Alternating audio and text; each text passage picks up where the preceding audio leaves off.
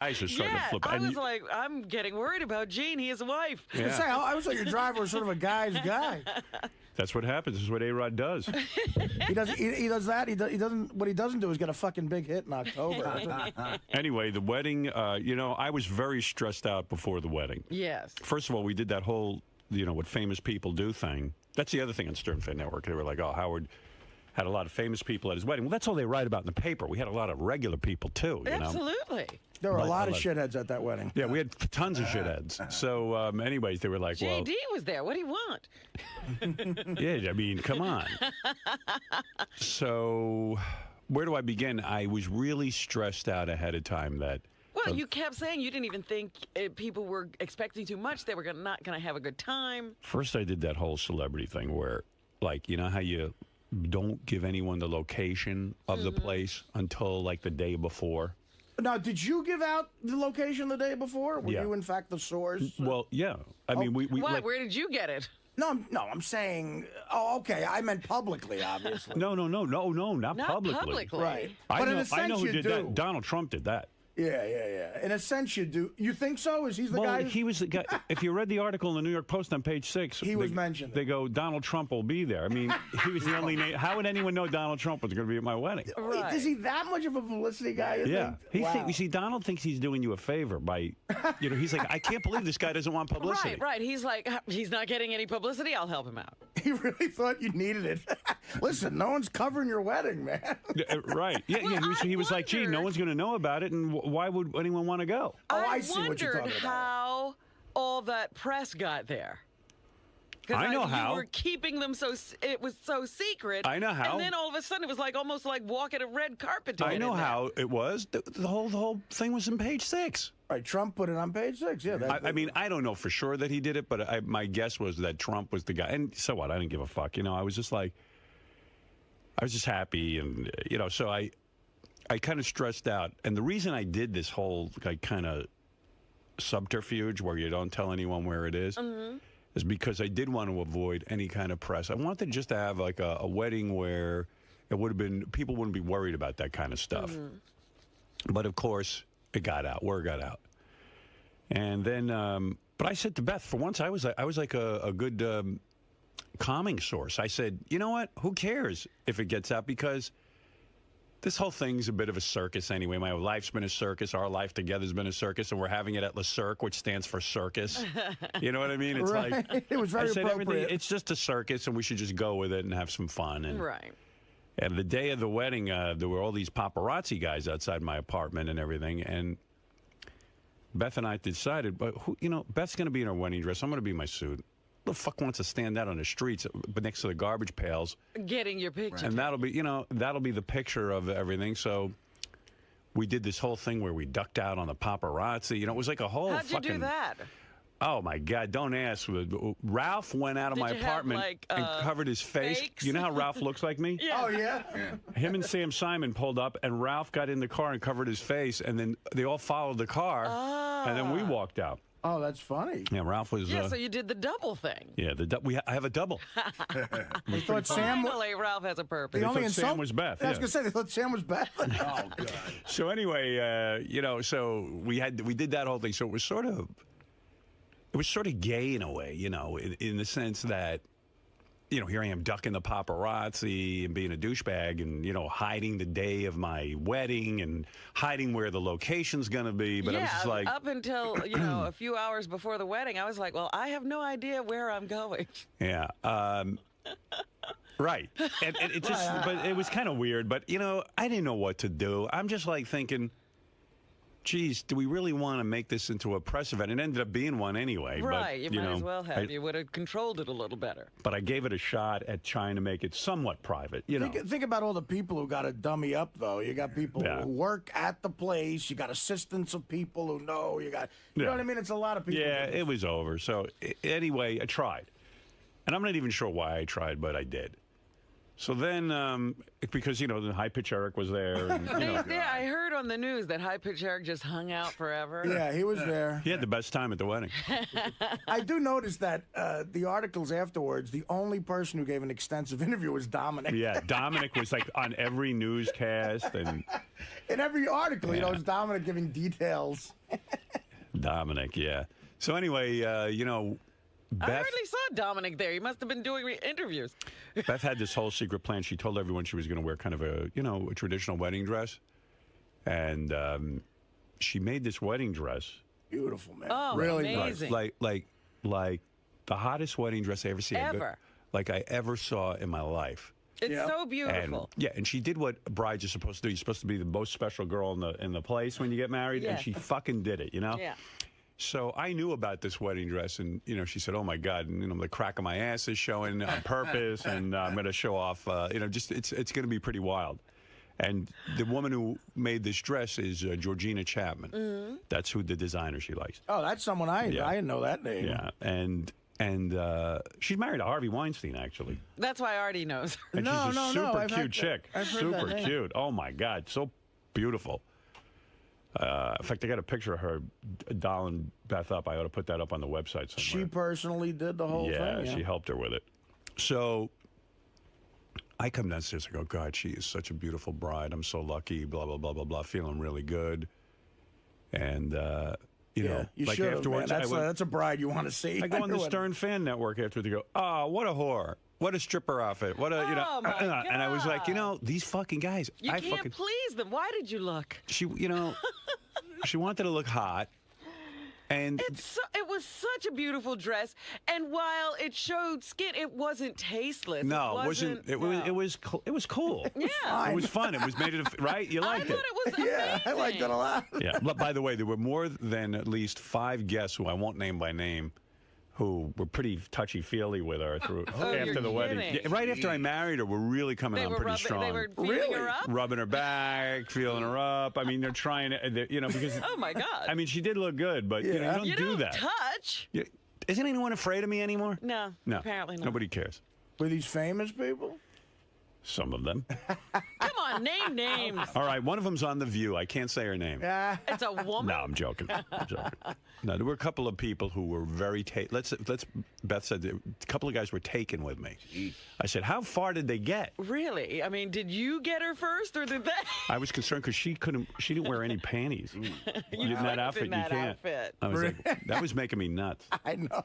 But it was great because when she walked in, nobody expected her to be almost naked, Yeah, no, that was It was pretty nice. cool. So then, I don't know where to begin. I mean... But wait a minute. You got to tell me somebody who was inappropriate. No. Come on. Beth asked me not to. What am I going to do? It's my wife. She's not a girlfriend anymore. She's the wife. Okay. So, by the way, Beth got really drunk at the wedding. You're kidding? Good. Yeah. I heard a lot of people got really drunk. I missed the whole thing. Oh, my God. She got so wasted that, like, at the end of the night, she grabbed a glass of champagne. Yeah. And, like, she had dropped a glass of champagne. She'd spilled champagne on me. And then she took a glass and she, like, was going to drink it. I saw she was already tipsy, like she was going to fall over in her shoes. Wow. So I said, no more champagne. Had to cut her off? I cut her off and took her home. This was at 1 o'clock in the morning. Yeah, you guys hung out a lot longer than anybody thought. In fact, Beth and I were joking before the wedding that, it was going to start at 7 and I'd be home in bed by 9. Well, for those who stayed late, they got to see my rousing rendition of Wild Thing. Yes, I saw that. With John Stamos on drums. I said, I know Howard's drunk. Yeah, I was singing, and I wasn't actually drunk. That's the weird part. Really? Because I had 2 thought, drinks. my goodness, he must be feeling no pain. Now, you know what it was? I was really stressed out, and this is my personality. I was really stressed out whether people were having a good time or not. I heard that, too, and you were complaining even during the wedding. Nobody's liking this. Well, I was first of all, we did it at a restaurant, and amazing things happened sort of musically. Phoebe Snow got up and sang. Billy Joel got up and sang. And like halfway through Billy's first song, halfway through Billy's first song, I realized a lot of people couldn't see or hear him because it was in a restaurant, and a lot of people were... So I was all stressed out. I was all the way at the back when Billy started singing. Right. And I was like, who's that? Yeah. Because he sang an unusual song. It was to James start Taylor's off. song. Yeah, and then it was like, oh my God, that's Billy Joel. And then people started surging forward. They all left the back of the room. Yeah, it was a pretty, it's pretty special when Billy Joel sings a song at your wedding. It's not, let alone free. And in person. Yeah, it was pretty cool. And I Phoebe called him. Snow's voice is unreal. Phoebe Snow is amazing. And you know what? I was thinking about it. She sang a lot. Well, yeah. If you stayed, what happened was we had a back room. Right. Pat Monahan got up and sang. He was amazing. I heard all But that. I felt like a lot of people had left by the time Pat sang. I don't know. I stayed for the whole. I saw it all, and Pat was incredible. No, I heard you see, I was stressing out that people were leaving and not seeing Pat Monahan. And then I felt like if Billy had stayed, he would have jammed a little with Pat Monahan. But whatever. Yeah, I think Billy got out of there right after he sang, right? Yeah, and like a lot of people were leaving when the whole thing was going on in the back. But there was a huge crowd standing around. I mean, there wasn't supposed to be a dance floor, and everybody started dancing. They were having such a good time. It was fun. Yeah, it was amazing. There's no way you would have been able to tell. It was the greatest. I've never had so much fun at a wedding. I was like, who would have thought that was a wedding? Yeah, right. Exactly. That was the idea, to have fun. So, the feedback I got from everyone after the wedding was everybody had like a really, really great time. It was a very special night. It was really unique. I don't know what time Artie left, but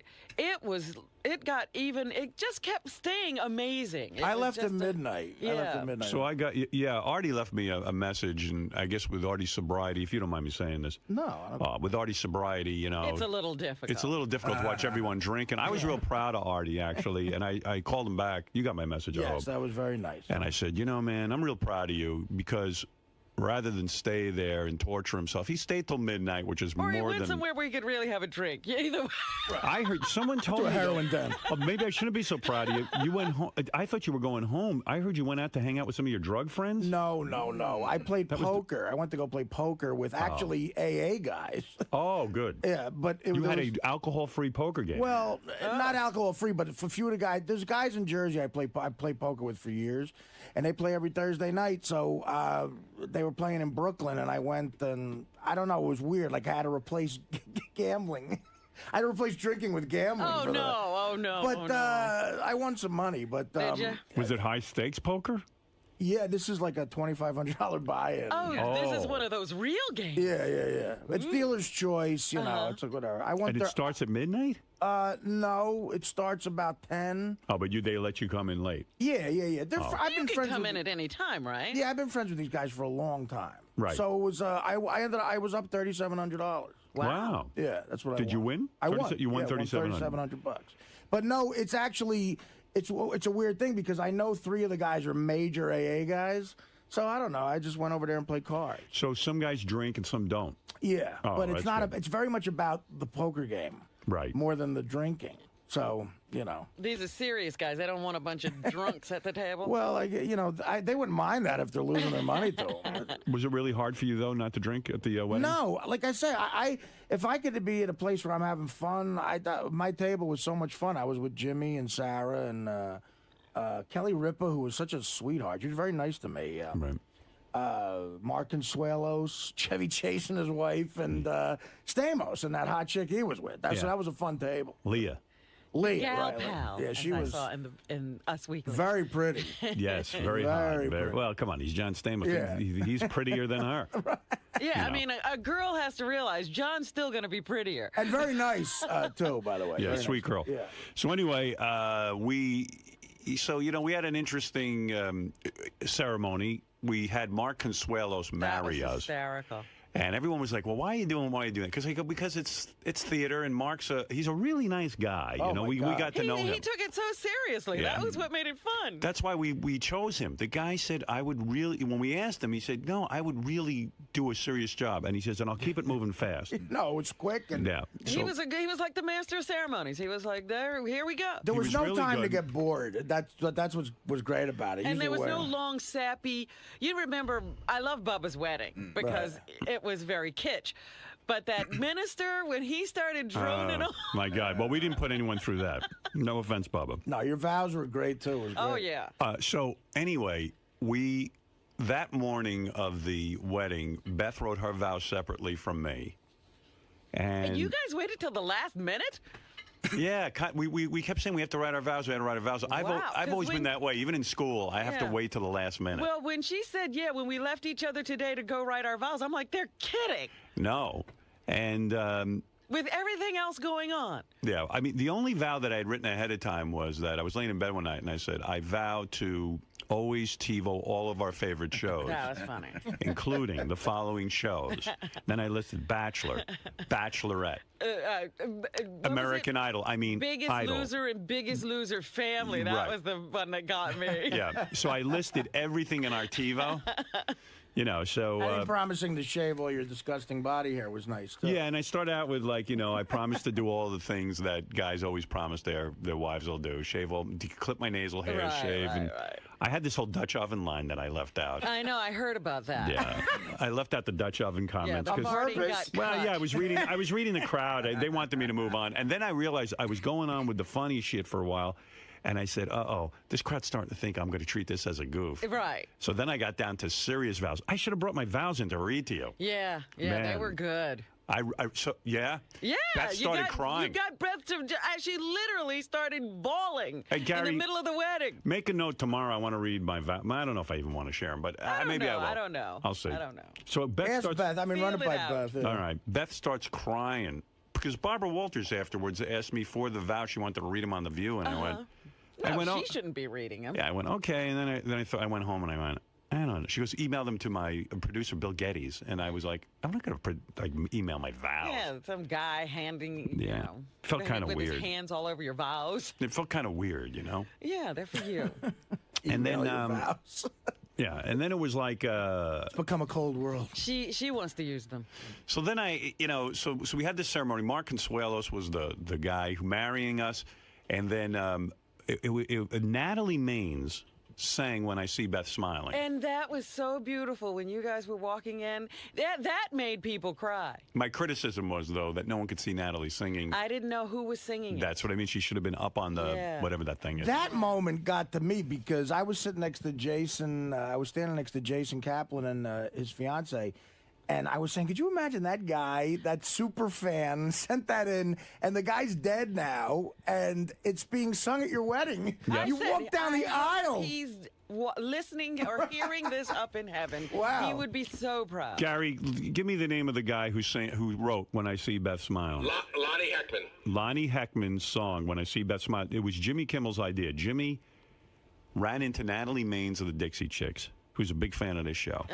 He runs into her, and he wrote me an email, and he goes, I just spoke to Natalie Maines. I had this great idea. I asked her if she'd sing When I See Beth Smiling, and she said she would. Oh, that was a touch of genius. I was like, wow, that is really good. I said, you really think she wants to do it? I don't want to put her out. And he goes, no, she's into it. She wants to do it. Yeah, it was such a beautiful, it was so great. It was a great start to the whole thing. Yeah, sung by a professional singer like that, a huge, like a star. Natalie Maines from the Dixie Chicks. And you're singing walking down the aisle with that guy. If there's ever a guy looking down from somewhere happy, it's that guy. Yeah. I felt important. So it was really great. And it was all about Beth. I loved it. I loved the whole thing of it. I wish I had a copy of this song because I really didn't even get to hear it that much because we were walking and saying hello to everyone. Right. And I'd love to hear what she did with it. She said she even wrote an original verse to it. Yeah, see, I couldn't make out everything that was going on. I just sort of recognized that was When I See Beth Smiling. Yeah, so I was kind of like, I was like, whoa. I mean, I said I should have videotaped this thing, but I didn't want to have video cameras around. I wanted people to feel like they didn't. I only had a photographer. Right. And we got back some of the pictures, not all of them. I can't wait to go through them because that'll be cool. The woman's a fantastic photographer, and Beth released like 2 of the pictures to the paper. Those were beautiful. I mean, I was watching The View, I guess, that Monday. Right. And, or no, it was Regis and Kelly. Right. And Kelly had some pictures that, Beth had sent her. They were amazing. There's supposedly some in People magazine and in Us magazine. I haven't seen it. I saw the ones in Us Weekly. Yeah, they were good too, but wow. Yeah. Yeah, my sister had the Us Weekly and showed them to me. So, right, you didn't sell pictures? No. Right? In fact, this was really weird. We didn't have a publicist or anything like that. People had contacted us and said, if you would let us have some wedding pictures, we'll pay you like over $1 million or something. Right. And I was like, wow, I'm not getting into that world. I've never been into that thing. And I don't want to be in any fucking magazine. That was my viewpoint. So Beth said to me, she agreed and this and that. She said, maybe I'll release a picture of me in the wedding dress because it would be good for Georgina. And I said, that's fine. I don't care. You know, I said, I just don't want to be in any picture. So, and, you know, someone said to me, get the money and give it to charity. And I said, you know what? I believe in giving money you earn to charity. It's like, I don't need to sell pictures. You know, it's like. Money you don't have, you're just not taking it. It's not really you giving. So when after the wedding, Beth showed me 2 of the pictures we got from the photographer. We didn't even get all of them back. And I said, you know what? Those are really beautiful. I'd like to share those with the fans and stuff. I don't feel funny about it. I feel really proud that I married you. I'm in love with you. And I'm happy to release these. And I feel good about it. Yeah, they were very tasteful. Yeah. Oh, absolutely. And I said, you look beautiful in your dress. And I feel real good about it. That's how I felt. That's just, you know, I was drunk as a skunk when I made that decision. I was sitting there drinking with Beth. But you're happy about it now that you're sober. Yeah, I was wasted. And and then, you know, I just made this decision. So Beth said, well, how do I do this? So she sent the pictures over to Georgina, who had a public relations firm. And she knows someone at Us Magazine who did a story. And she sent it over to them and stuff. So then they start asking her, are these pictures exclusive? Right, because I saw exclusive picture. Yeah, so Beth goes, well, she was honest. She said, look, I just sent these over to Us, and Georgina released them. We didn't know the people would pick up on them and stuff. Yeah. So the woman on Us goes, I heard these are in People. And Beth goes, look, I'm not looking for any money. What do you want from me? Well, I don't know what to tell you. We don't even care. If you don't want to use them, don't use them. We felt they were nice pictures. You keep asking us for pictures. Here's the pictures. We're not in charge of whether they're exclusive or not, nor are we representing these. All of a sudden, I'm involved in these intense discussions. I said, listen, cut off all discussions. Yeah, you didn't even want to do this kind of thing, and now you're doing it anyway, and for no money. Yeah, I said, you know, don't. I'm not looking for a dime. I got married. Here's a picture. Here's a picture. You asked for a picture. Here it is. Yeah. You were begging for a picture. Now you're yelling and screaming at it. Yeah. So, anyway, ceremony starts. We walk in. And I got to admit, I was, like, nervous beforehand. More nervous that people wouldn't have a good time. I don't know why that matters so fucking much to me. I was having a good time. You did everything you could to make it a wonderful occasion. So I guess you do. I mean, I've given those things, and you do. You worry about every little thing going right and people just enjoying themselves and being comfortable. Right. So I walk in. And everybody's there. And Beth's idea was, we'll walk into the restaurant. She goes, and let's just walk straight right up. Like people having cocktails and eating hors d'oeuvres. We'll walk straight up and get married right in front of them. They won't even know. That was, I thought, the coolest thing ever. Yeah, Beth says, just do it that way. That way no one has to interrupt their party. It's entertaining for them, and then we're out. We were in a cocktail hour. We were at the wedding. Right.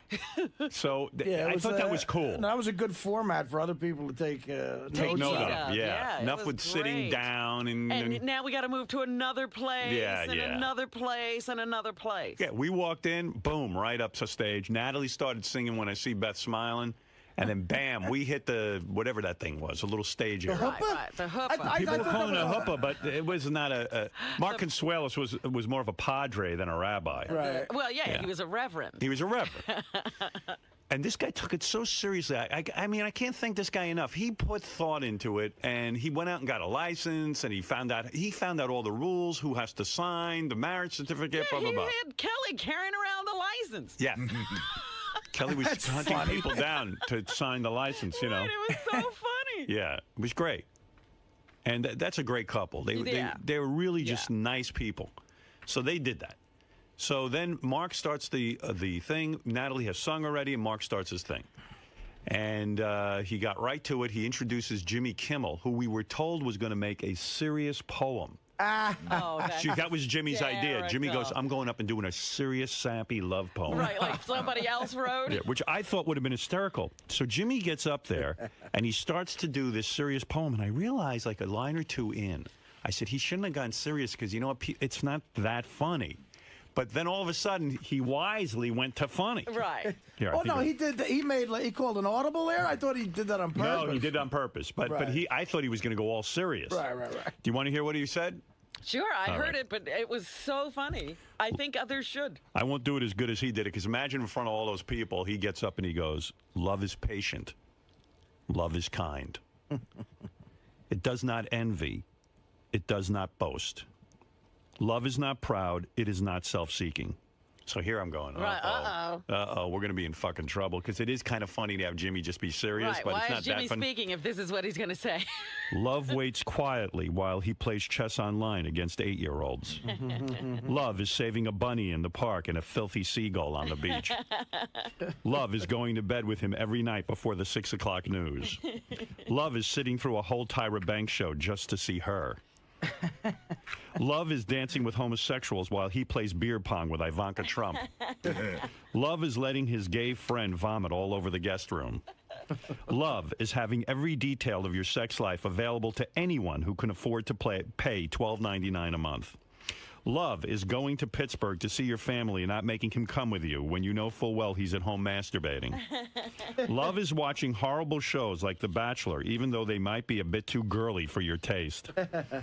Love is never asking why an adult man with grown children carries baby wipes wherever he goes. But most of all, love is when the engagement chicken actually works. This is the word of the Lord. Thanks be to God. And I thought that was the greatest. It was great. It was so well received by the crowd, too, because everybody did think, uh-oh. And then he came out with that first line, and everybody relaxed and got into it. Then Mark Consuelo said, okay, Howard and Beth have written vows. And then, we gave the vows. And I'm starting to read my vows, and I get to the serious stuff, and Beth starts crying. Yeah. And I got to tell you something. Beth's cried like maybe 2 or 3 times in our entire relationship. Really? She seems like a crier. No. Yeah. She's not. She's always been very happy. Yeah, she Well, I mean, you cry for happy stuff, too, though. Yeah, maybe she looked at me real hard up there and said, what the fuck am I doing? I'm actually marrying him? Yeah. No, she was so touched. So you think they were sad tears? Sad tears, like, I could have done better. The reality finally hit her. Well, I thought one of the best lines was someone in the crowd. We were getting ready to do this wedding, and I go. Someone yelled out, "Hey, look at Beth, not Mark Consuelo's." Right. Yeah. So I said, you were saying something, the I do's. Yeah. So I said, "Oh my God, I was trying to get my bearings," and I go, "Oh man, here I am marrying Beth, and I'm staring at Mark Consuelos," and Beth goes, "So am I." Yeah. So I thought that was pretty good. Well, because he had to stand on a platform too to marry you. We're so goddamn tall. That was hilarious. Well, he even announced that. He said, yes, I'm so happy to be on this riser in front of you. He took it so seriously, and so did Kelly Ripa, and they wouldn't even say anything about it ahead of time. In fact, she told me that he didn't tell her what he was going to do. He didn't even tell her what he had handed her. Right. He said, just hold this envelope. So anyway... Yeah, they're a very sweet couple, those two. Yeah, very nice. They got a good marriage. Yeah. I think, it looks good to me. Well, it seems that way. Yeah, they seem very happy. But she's fucking hot, too, isn't she? Oh, yeah. She's a piece of ass. Well, he's no slouch. Yeah, those two. It's a pretty couple. Unlike me and Beth, those two look like they should be together. Their kids look probably good-looking kids. Yeah. Handsome, pretty, whatever. Yeah, I saw their kids. They're actually good-looking kids. Yeah. Like two good-looking people who get married and then have good-looking kids. Right. Yeah. They're in that category. Yeah. The whole beautiful family. Yeah. See, the whole fucking family is too beautiful for words. Like, they deserve to be alive. That's right. It's a family that likes to take pictures of itself. Hitler's dream couple, even though he's Mexican. You know what I mean? He'd accept him. He'd accept him. Yeah. He would have been part of the Aryan race. So anyway, so then we do the vows. Beth has the reaction to my vows like I wanted. Thank God, I was like, wow. Yeah, you really thought that through, I think. I did. I spent a lot of time on it, actually. Then it's something you should spend time on. It really was very, very nice. I spent like an hour on that. Really, an hour, a good hour. An hour of my time. When you're inspired, an hour's all it takes. Well, Beth kept saying, you got to write your vows, you got to write your vows. And I was like, yeah, I do want to do that, but what do you say? And I had to really think about it. Anyway. Brian Phelan, you mentioned him? I made a little speech. Right. Well, he was so funny because he was sitting way in the back. And I was like, Brian, you got to mention. He said, and I'm still sitting back here. Right. I said, there were it was really weird. I think I said this on the air. The morning, I don't know if I did say this on the air. No, I don't think you said it on the air because it was the first time I was hearing it. Definitely did not say it on the air. I'm walking in the day before my wedding. And Brian Phelan, who works for Howard TV, who's this big, heavyset guy who I once had a great night with in New Orleans. Right. We were both drunk, and one thing led to another. And we ended up throwing beads at strippers, and I don't know what we were doing. So anyway, I just like the guy. I know I don't want to get to hang out with him, but I like the guy. Brian, the best way to describe Brian is the guy from the concert for New York who told Bin Laden to kiss his Irish ass. That's Brian Phelan. Right. So anyway, Phelan, I'm walking in to the studio, and Phelan goes, "All right, man, good luck at the wedding." Oh, thanks, man. He goes, "If you need any advice, be sure to ask me." And I keep walking because, you know, when I'm focused on doing the radio show, I'm just walking in, and I don't even think. So I'm walking in, and I go, you know what? I'm an asshole. This fucking guy, I got to think about what he just said. He said to me, if I need any advice, I should ask him. He obviously wants to tell me something. He has something to say. I said, why the fuck am I always so goddamn busy, too busy to talk to Brian Phelan? Who the fuck am I? Most people are, though. Yeah, and this, you know, every conversation around here off the air is superficial because you're working, and I stopped in my tracks. I turned around and I looked at him, and I said, Brian, do you really have advice for me? He said, I do. I said, I'd like to hear it. So he was like shocked, like, what the fuck? Now I'm on, you know. This never has happened in the last 20 years. Uh-oh. And we've been working together a long time. He's like, what the fuck am I going to tell this guy about marriage? Yeah. So he looked at me without missing a blink, and he said, I'm going to tell you what I think. I think when you're up there getting married, look at the smile on your wife's face. Look at how happy she is, and make her happiness your own. I said, what the I got goosebumps. I was like, the fuck, this fat fuck. He knows something. This fat drunken fuck knows something. He clearly had been to a Chinese restaurant and got a fortune cookie. I don't know. Come on, man. That was profound. That's profound. And I said to him, you know, profound. Brian. And you never expected to come from Brian. I said, Brian, I am so going to hold that inside of me because that makes a lot of sense to me. That makes a lot of goddamn sense. You're like a fucking Irish Yoda or some shit. The only problem is, what if, and you don't have this issue, but what if your bride isn't smiling? Oh, yeah. All right, then you better get off stage. So Make anyway, her anger and hatred your anger and hatred. So anyway, and then like he wasn't the only guy to give me advice. It was weird. Once I got into this advice mode, like all of a sudden advice was coming my way. Right. And the best thing I did for you was not tell you shit about it. Well, what would you know? Come on. Well, that's what I mean. Who was the second person I mentioned? Pat Monahan. Pat Menachia? Menachia. I'm sorry. Right.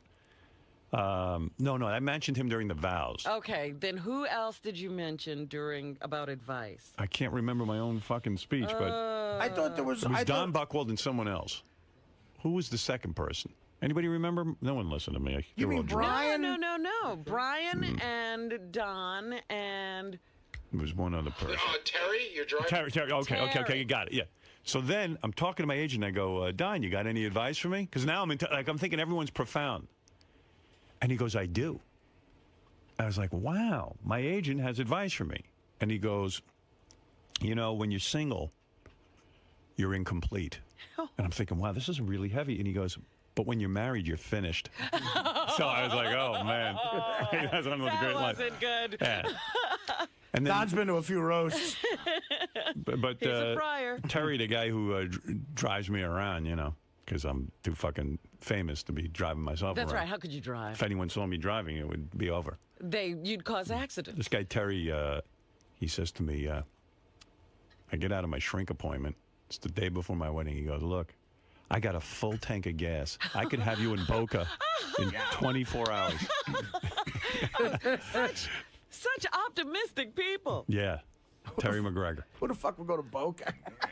I'd go somewhere else. Boca. But he goes to Boca because he's a golfer. Oh, okay. Yeah, he's a Boca.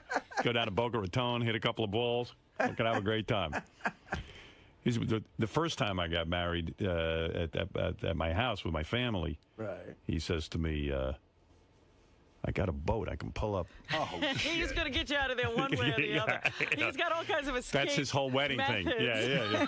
He's got a whole escape. I got a boat. I got a car. What do you need? By the way, happy birthday to Artie Lang. We missed his birthday That's right. Saturday. I thought about you. I said it's Artie's birthday week. 41. Not a lot. A lot of people losing a lot of money on the internet. 41. I was going to say, who expected it? All right. So then, am I doing okay with the wedding talk here, or should we stop? No, it's great. All right. So enjoy. Keep going. All right. So then, the next big thing was, you know, I now pronounce you husband and Beth wife. read her vows. Right. You did not cry. I did not cry, but I thought they were, you know what? They were beautiful. I want to read them. It was hard for me even to concentrate. I loved when she said, we're a team. We're now Team Stern. I love that. Yeah, she wrote some nice stuff. Yeah, And, sweet.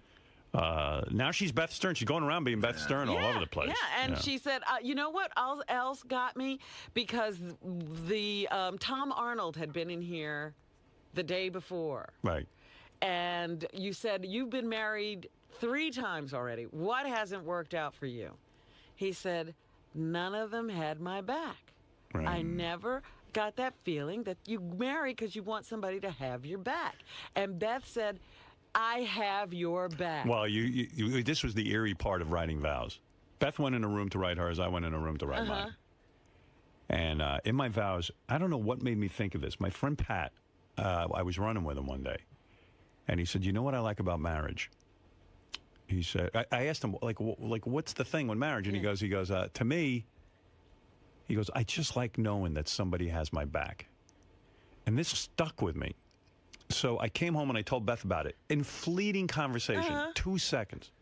In my vows, she hadn't read my vows. I'm writing them. I go, I want to mention my friend Pat, who told me the greatest thing about marriage is, you know, you have your back, and I just want you to know, honey, I have you, you know, I have your back, or something like that. Right. And then, like, separately, like, I thought it was really kind of eerie that she wrote in her vows The same thing. the same thing. I just want you to know I have your back. And it struck me because that's what Tom Arnold was saying he never ever felt when he was in those marriages. Roseanne didn't have his back, but she had his front. Every his other face. side. She had every his other bowl. side. She had his face. She had everything but his back. Yeah. I don't know. He had her back. He had her back, her front. Yeah. So anyway, it was really beautiful. Then we went, and then we told everyone, let's go eat, and we went into this. Yeah, and that was the thing, because then when you walked out, everybody followed you into the party. Yeah. Well, Beth and I had gone to Le Cirque one night, and I said we were sitting there when we were trying to think of a wedding, and she said to me, you know, this is such a beautiful room, and she goes, you know, the thing that we love to do is go to dinner. So wouldn't it be nice just to take a bunch of people to dinner? Yeah. And it was the exact meal pretty much that we'd had. Now, I heard on Bubba's show and Adam Carolla's show, they didn't like the food because, you know, it was like, you know, foofy food, you know, shishi. It's shishi, you know, gourmet food. Yeah, but yes. I tell you, I think it's the best food around, and it was just delicious. I heard Benji got the vegetarian meal. Good for you. Well, someone wrote, I think it was Richard Christie said, he was at Benji's table, and he said, watching Benji eat his vegetarian meal was like, right here, I got to read the exact quote. He said, it was like, he says, especially the asparagus, it was the funniest thing you ever see. He said, Benji looked like a fat bunny rabbit. So I thought that was great. That's great. My problem with that food is there's never enough of it. I like it. It's just too little.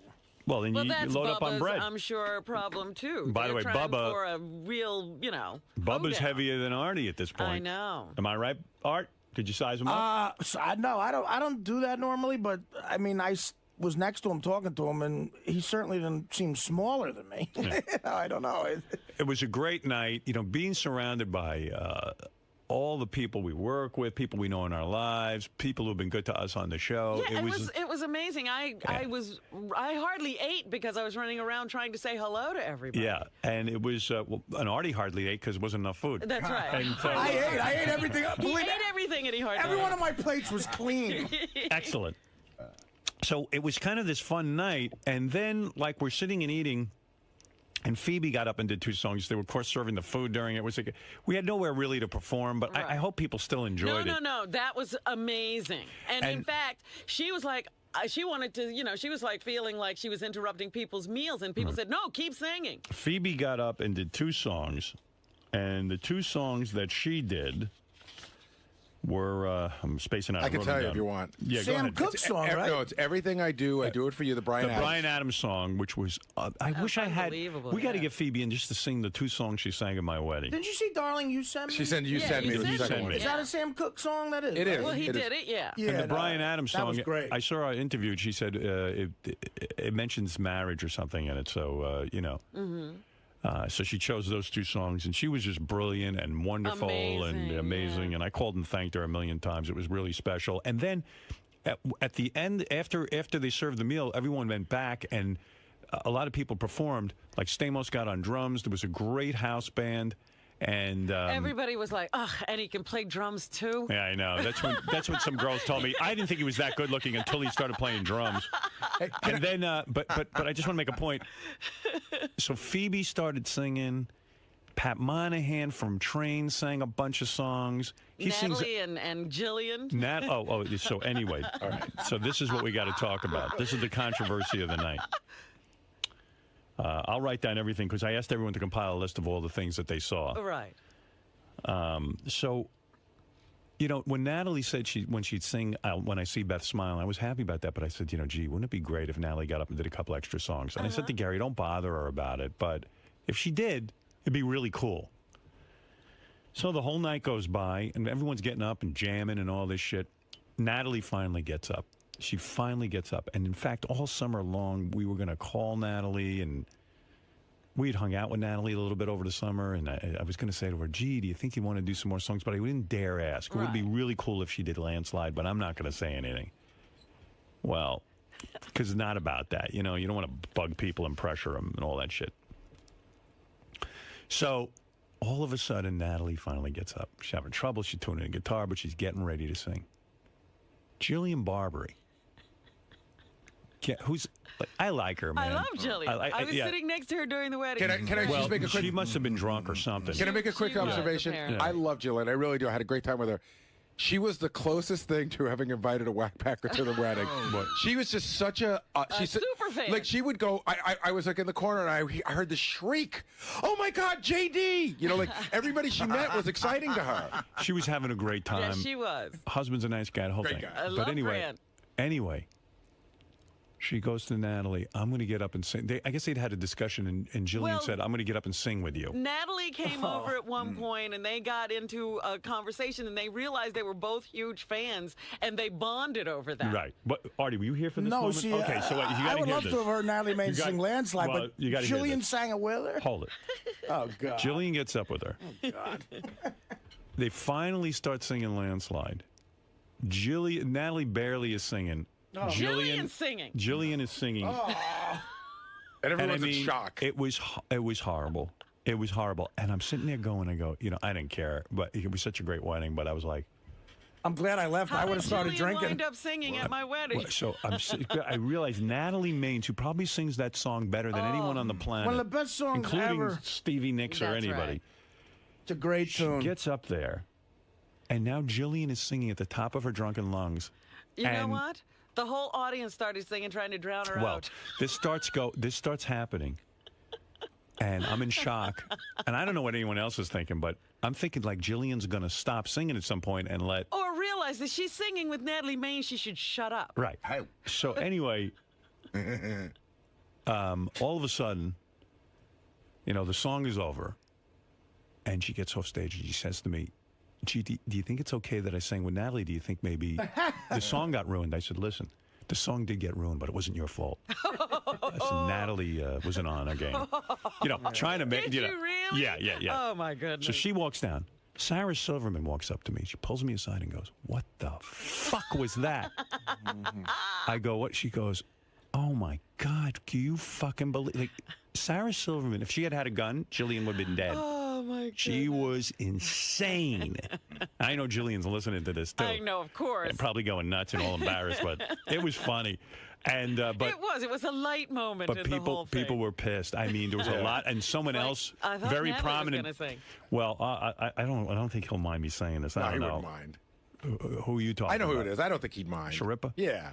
He went. Steve Sharippa goes, and Steve and Beth worked together on a show.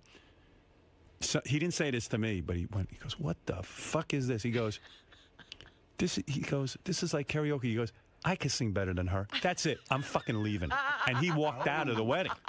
I had left before that, but I sent him home. She sent him home. That would have been a highlight of the night, Landslide. Right. And by the way, so during the eating part of the wedding, a lot of people made a speech. Ralph made a speech. He was working on this speech for fucking 7 days. He ended up throwing it out. He's out of his Howard. He's so out of his mind. He comes to me and he goes, "How much time do I have?" I go, like 15 minutes. It's like, what? What? Like, really freaks out.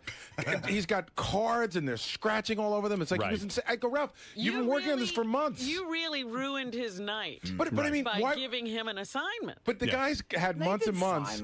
And he's like, how much time do I have? I go, you've had 6 months to write these vows. Vows. Sorry. There's a Freudian. That's my wife. Anyway, so...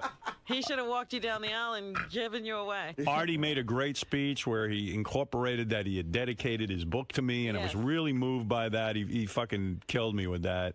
And thanks, man. That was really beautiful. And no one ever dedicated a book to me like that. I mean, that was really very sweet. And great speech, funny. You know, Artie has no trouble. He roasted a few people. Yeah, people said Artie took it real seriously. They said even during our wedding, he was like busy jotting notes and writing shit down. He was looking at the room. You could tell. I didn't know. I didn't know Billy Joel was definitely going to be there, and I had 2 jokes with him in it. And I said, "Fuck it, I'll just do them." But I couldn't. It was the setup of the room helped me because not being able to see him made it easier to do. Yes. But anyway, I was honored that you would let me make a speech, man, and that was very, very nice.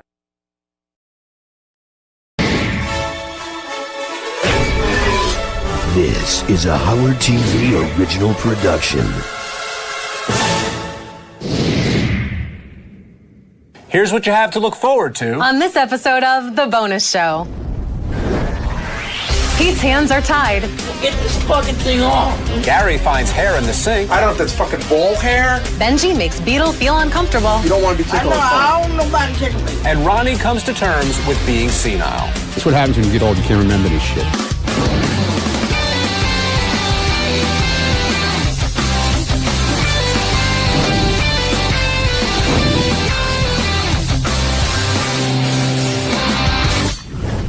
Hello, Stern fans, and welcome to The Bonus Show, a weekly update of all the great behind-the-scenes moments you can't see anywhere else. I'm Rachel Fine. And I'm John Hine.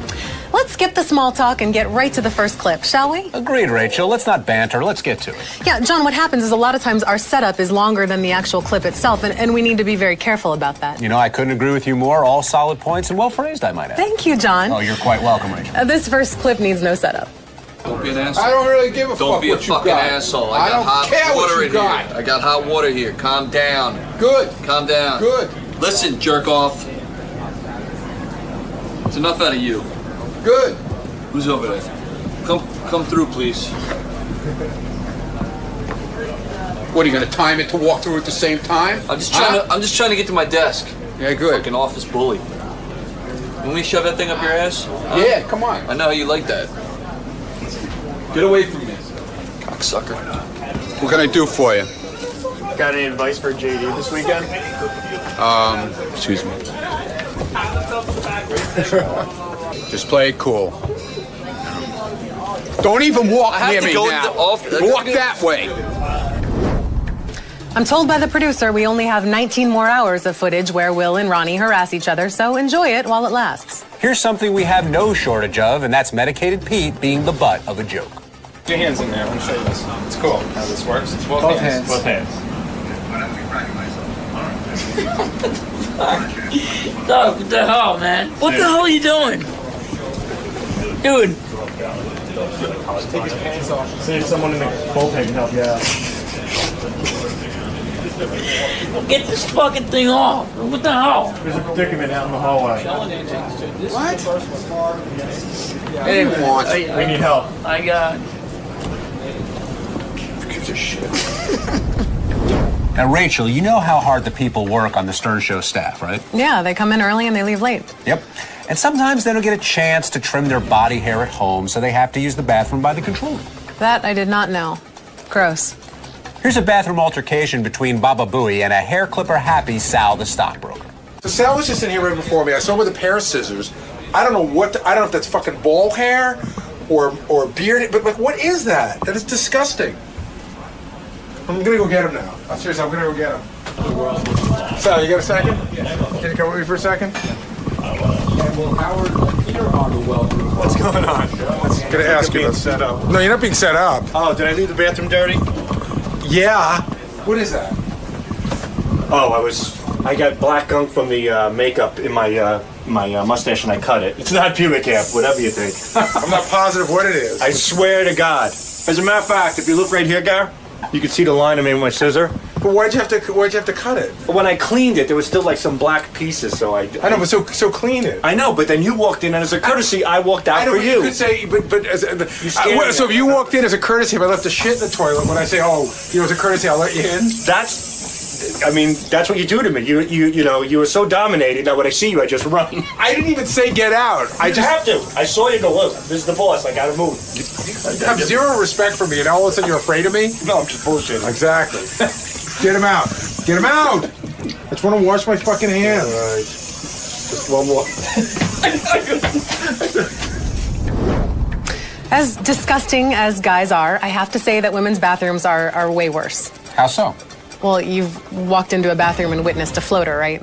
Sure, numerous occasions. Uh-huh. Have you ever seen a floater with a used tampon on top of it? Okay. While John works that image out of his head, I will set up the next clip by saying, here is Benji on a tickle rampage. They asked me to try to tickle you. If you want, if you don't want to be tickled, it's fine. I don't nobody tickle me. Nobody. Okay, that's fine. But if I were gonna, I won't do it, Beetle. But He's really good at it. I'm not. I'm kind of professional tickler. He's great at it, Beetle. But Beetle. I don't care. He's the best in the business. I'm not nobody touching me. No, Beetle, I'm not gonna do it. I promise. Nobody ain't tickling. But could I ask you? Could you tickle yourself in my honor? No. Do you want to tickle him? I ain't taking nobody. All right. You don't want to use. Can I just show him what I would do, real quick, to you, Richard? Yeah, here, Beetle, watch. Show him how much fun it is. That's good for you. You ready?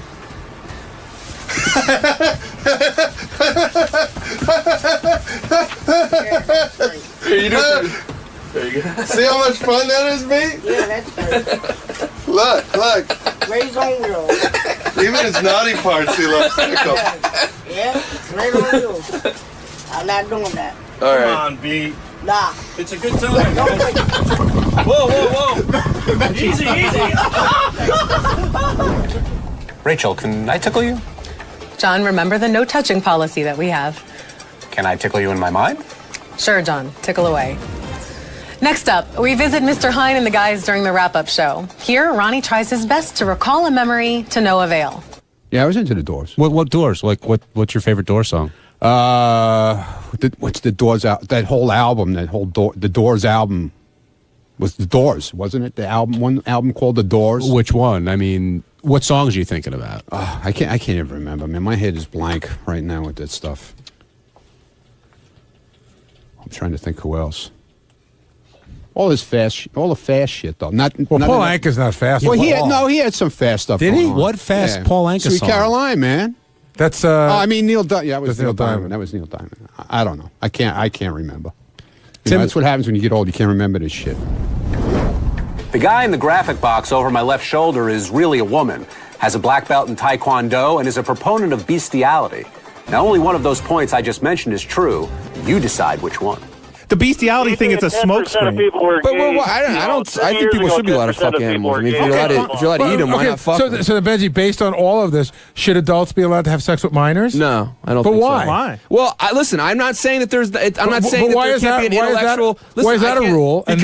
Because I think as a societal rule, what a minor is changed by different cultures. But do you think I don't think that's do you think a goat can make a decision whether they want to be raped by a human, or can they make a decision whether it can be eaten by a human?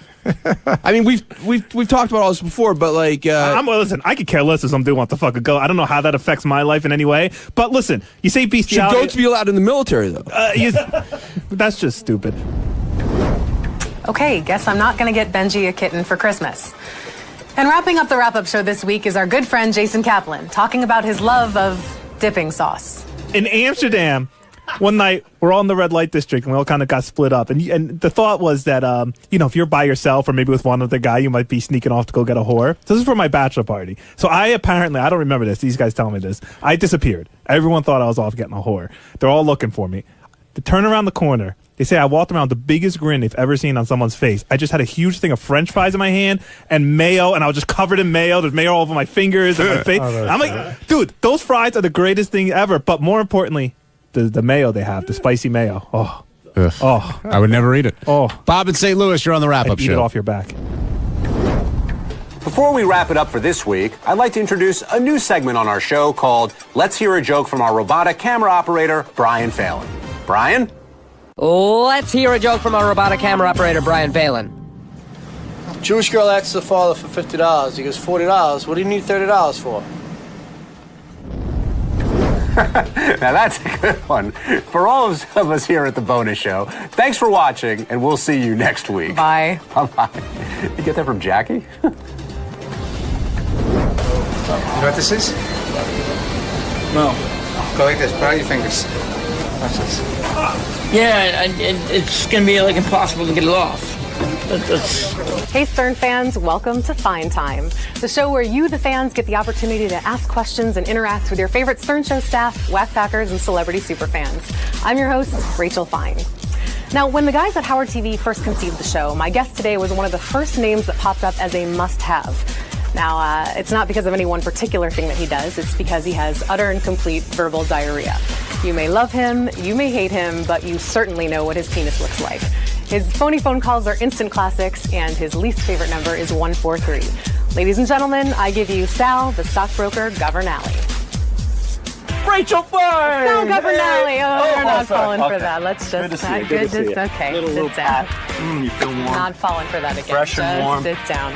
Are you ready to answer some fan questions? I am ready. I'm ready for anything that you ask me. Fantastic. Can I keep your eyes in this general direction? Yes. All right, first question comes from JM on Twitter. He wants to know, how did you feel when you got hired by Howard? Extremely excited, Rachel, but at first, to be honest, I thought it was a prank because Gary pranked me 5 years prior. You know, they got me pretty good on the show. I was working on Wall Street, and I was actually that day writing jokes for Artie Lang because he was doing the Donald Trump roast. And I was kind of bummed out, you know, that Win John's job just ended, the great Richard Christie won, which was the greatest thing to happen to the show. And I got a call like, hello, you know, Howard was thinking, we'd like to give you a shot here. And I'm like, are you kidding me? Sure enough, I got invited into the show, and it's been 7 years later. So it's been great. Wouldn't be the same without you. Oh, thank you. Next question came in from Facebook. This is from John R. He says, F, marry, kill, Richard, Howard, and Robin, and explain your reasons. Okay. Well, definitely marry Richard because I love him, and he's my second wife. I would probably fuck Howard because it would make for great radio. Robin, you won't believe what happened to me last night. What, Howard? Sal fucked me up the ass. Oh, my God, don't tell me that. Yes, he did. And I would, unfortunately, because of the game, have no choice but to kill Robin. That hurts. Sorry, Robin. That's crazy. Sorry to hear that. What's wrong with him? Only because of the game. Only because you're the game really getting into that. gives me no choice but to do it. Okay. Excellent. Moving on. Is she dead yet? She is dead.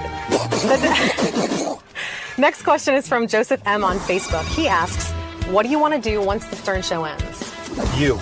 Every that is night. So sweet. As long as Richie Wilson doesn't kill me. You're going to have to clear that with Richie. What do I want to do? I want to continue to write with Richard Christie, put shows together, comedy, perhaps work for a television show like Jimmy Kimmel, certainly pursue stand-up, and just continue within that vicinity, in the entertainment industry in some capacity.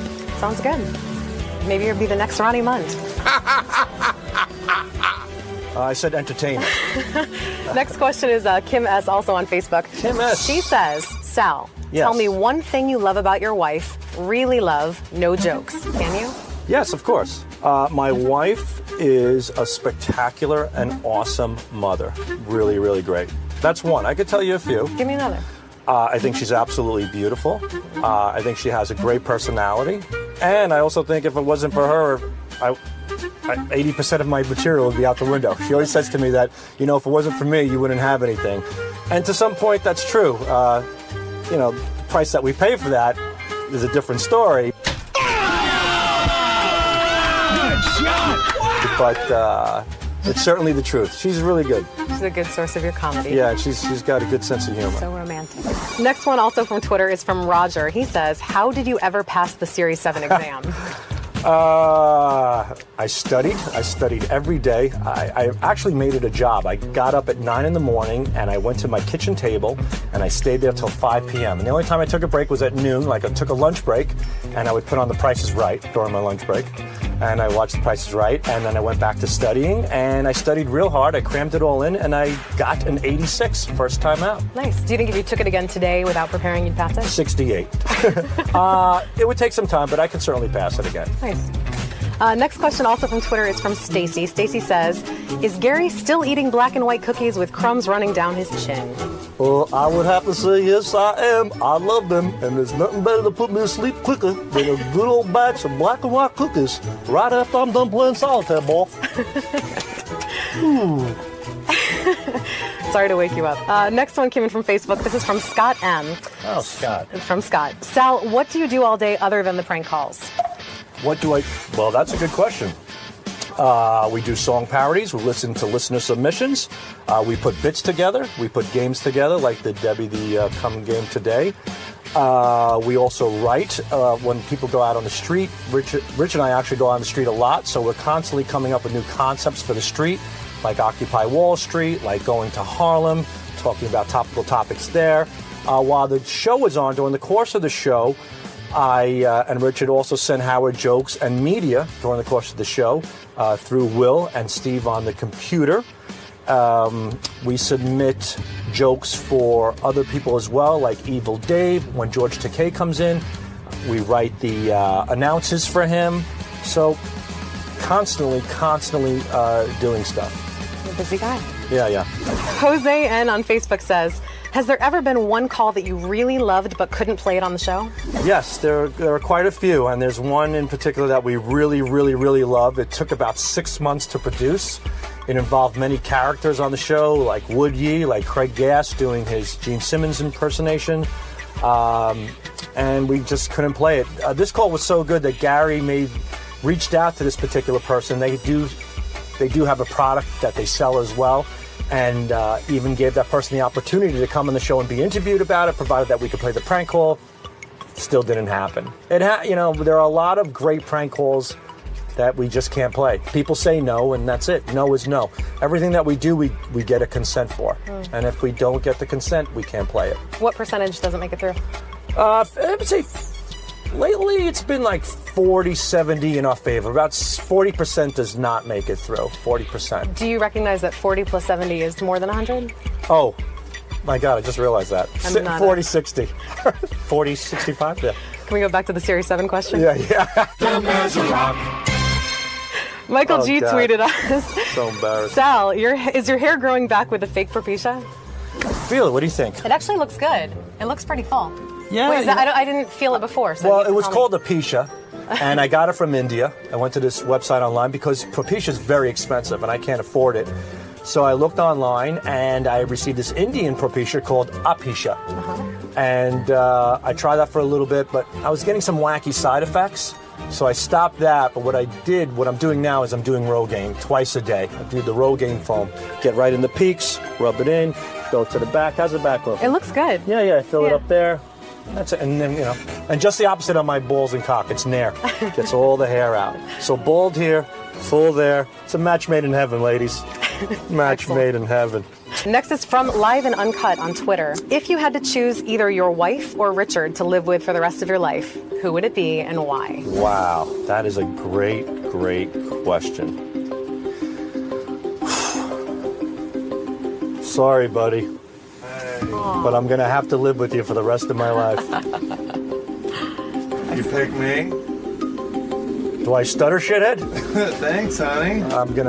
Well, I've had my wife for quite a long time. I've known my wife for 16 years now, and I've only known Richard for 7. So to be fair and to balance it out, I have to give him at least 9 more. So, yeah. Welcome aboard, babe. You're in. Thanks, honey. You're welcome, sweetie. Anything. I want to thank Sal for answering all the questions that you, the fans, provided. Keep sending your questions in via Twitter, Facebook, email, and video submission. And remember that this is your show, so don't screw it up. Until next week, I'm Rachel Fine, and I hope you had a fine time. I know I did. Thank you very much for that. Shut the cameras off. Jesus. Richie! No, Richie. Bye. CEO of SiriusXM Radio Inc. And the reason I'm here is to announce on Howard Stern all the details about our merger. I've always told Howard that before I ever did any press, the first place I would be with Howard Stern.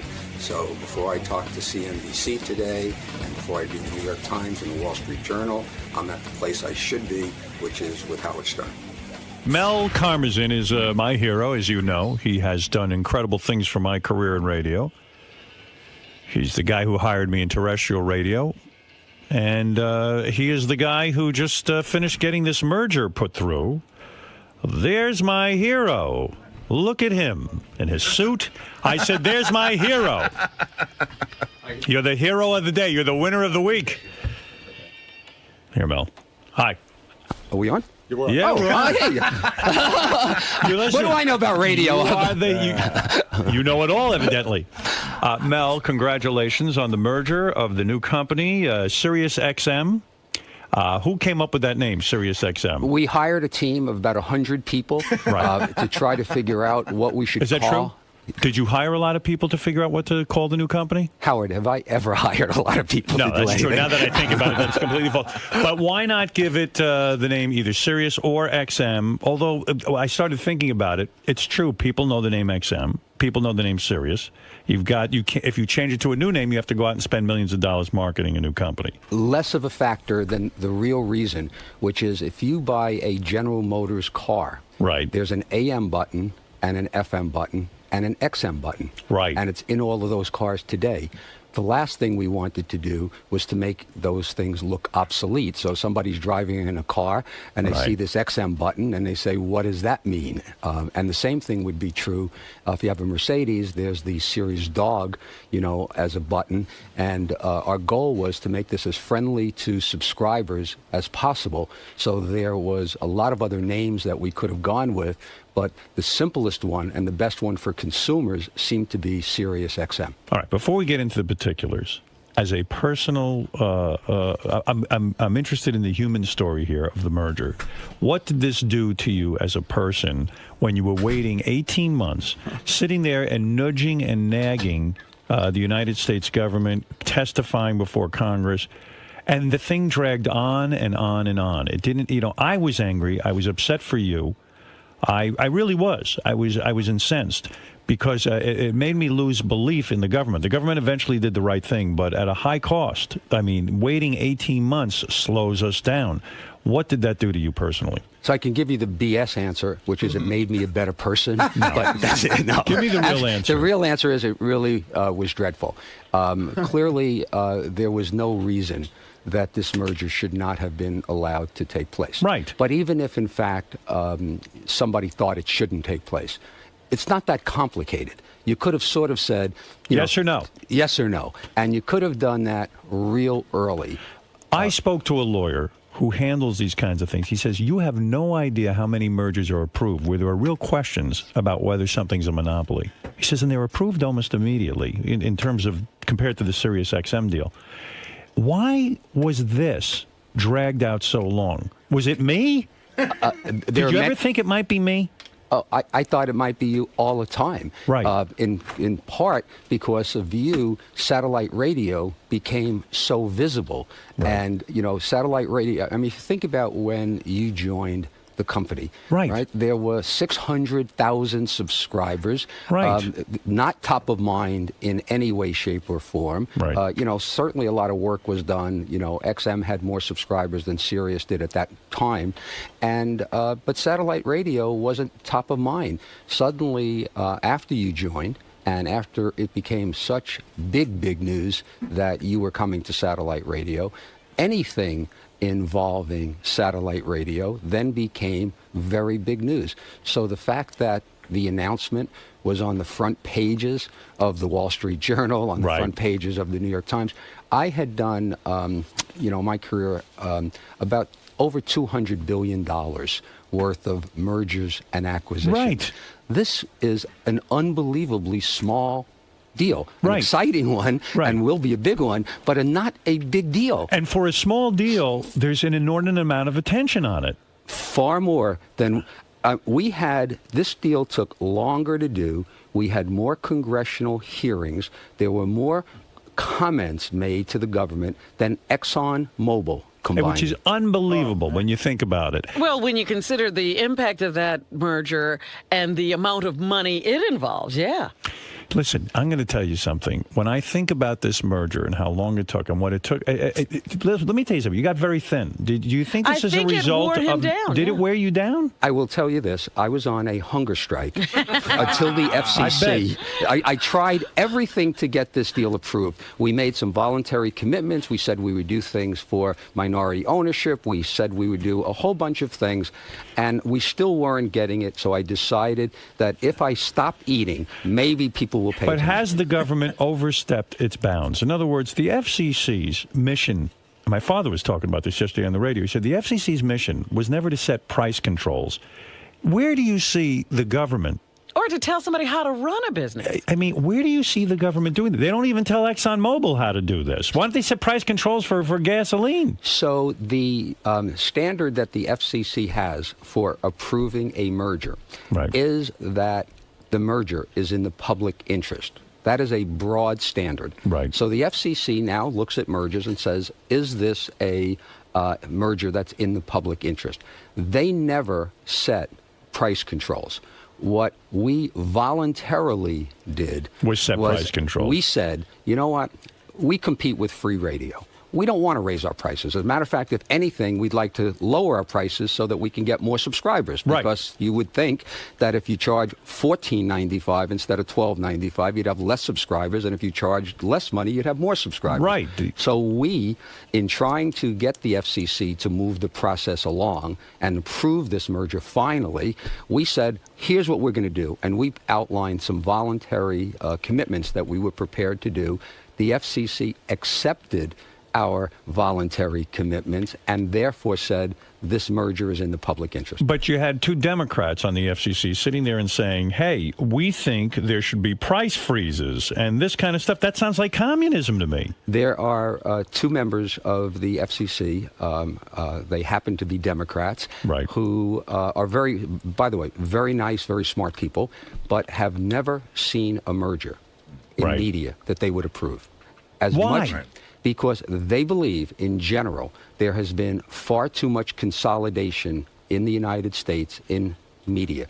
There's so few companies, you know, News Corp, Viacom, Disney, these few media companies own all of these assets, and therefore consolidation should never, ever be allowed. It's so bizarre that viewpoint exists. I mean, I'm not... Because this is capitalism. This is a way of making money. This is a way of a company staying in business. I mean... But satellite certainly isn't, the free press or the free media. No, not at all. But not only all of those things that you guys say, I agree with, but the consumer with the internet and all of this technologies that's out there have never had more choices than ever. Well, you know who was against this the most was the NAB. That's regular radio. Terrestrial radio was really against this. And I said, of course they're against this, because guess what? With a stronger satellite as a competitor to them, they're shaking in their boots.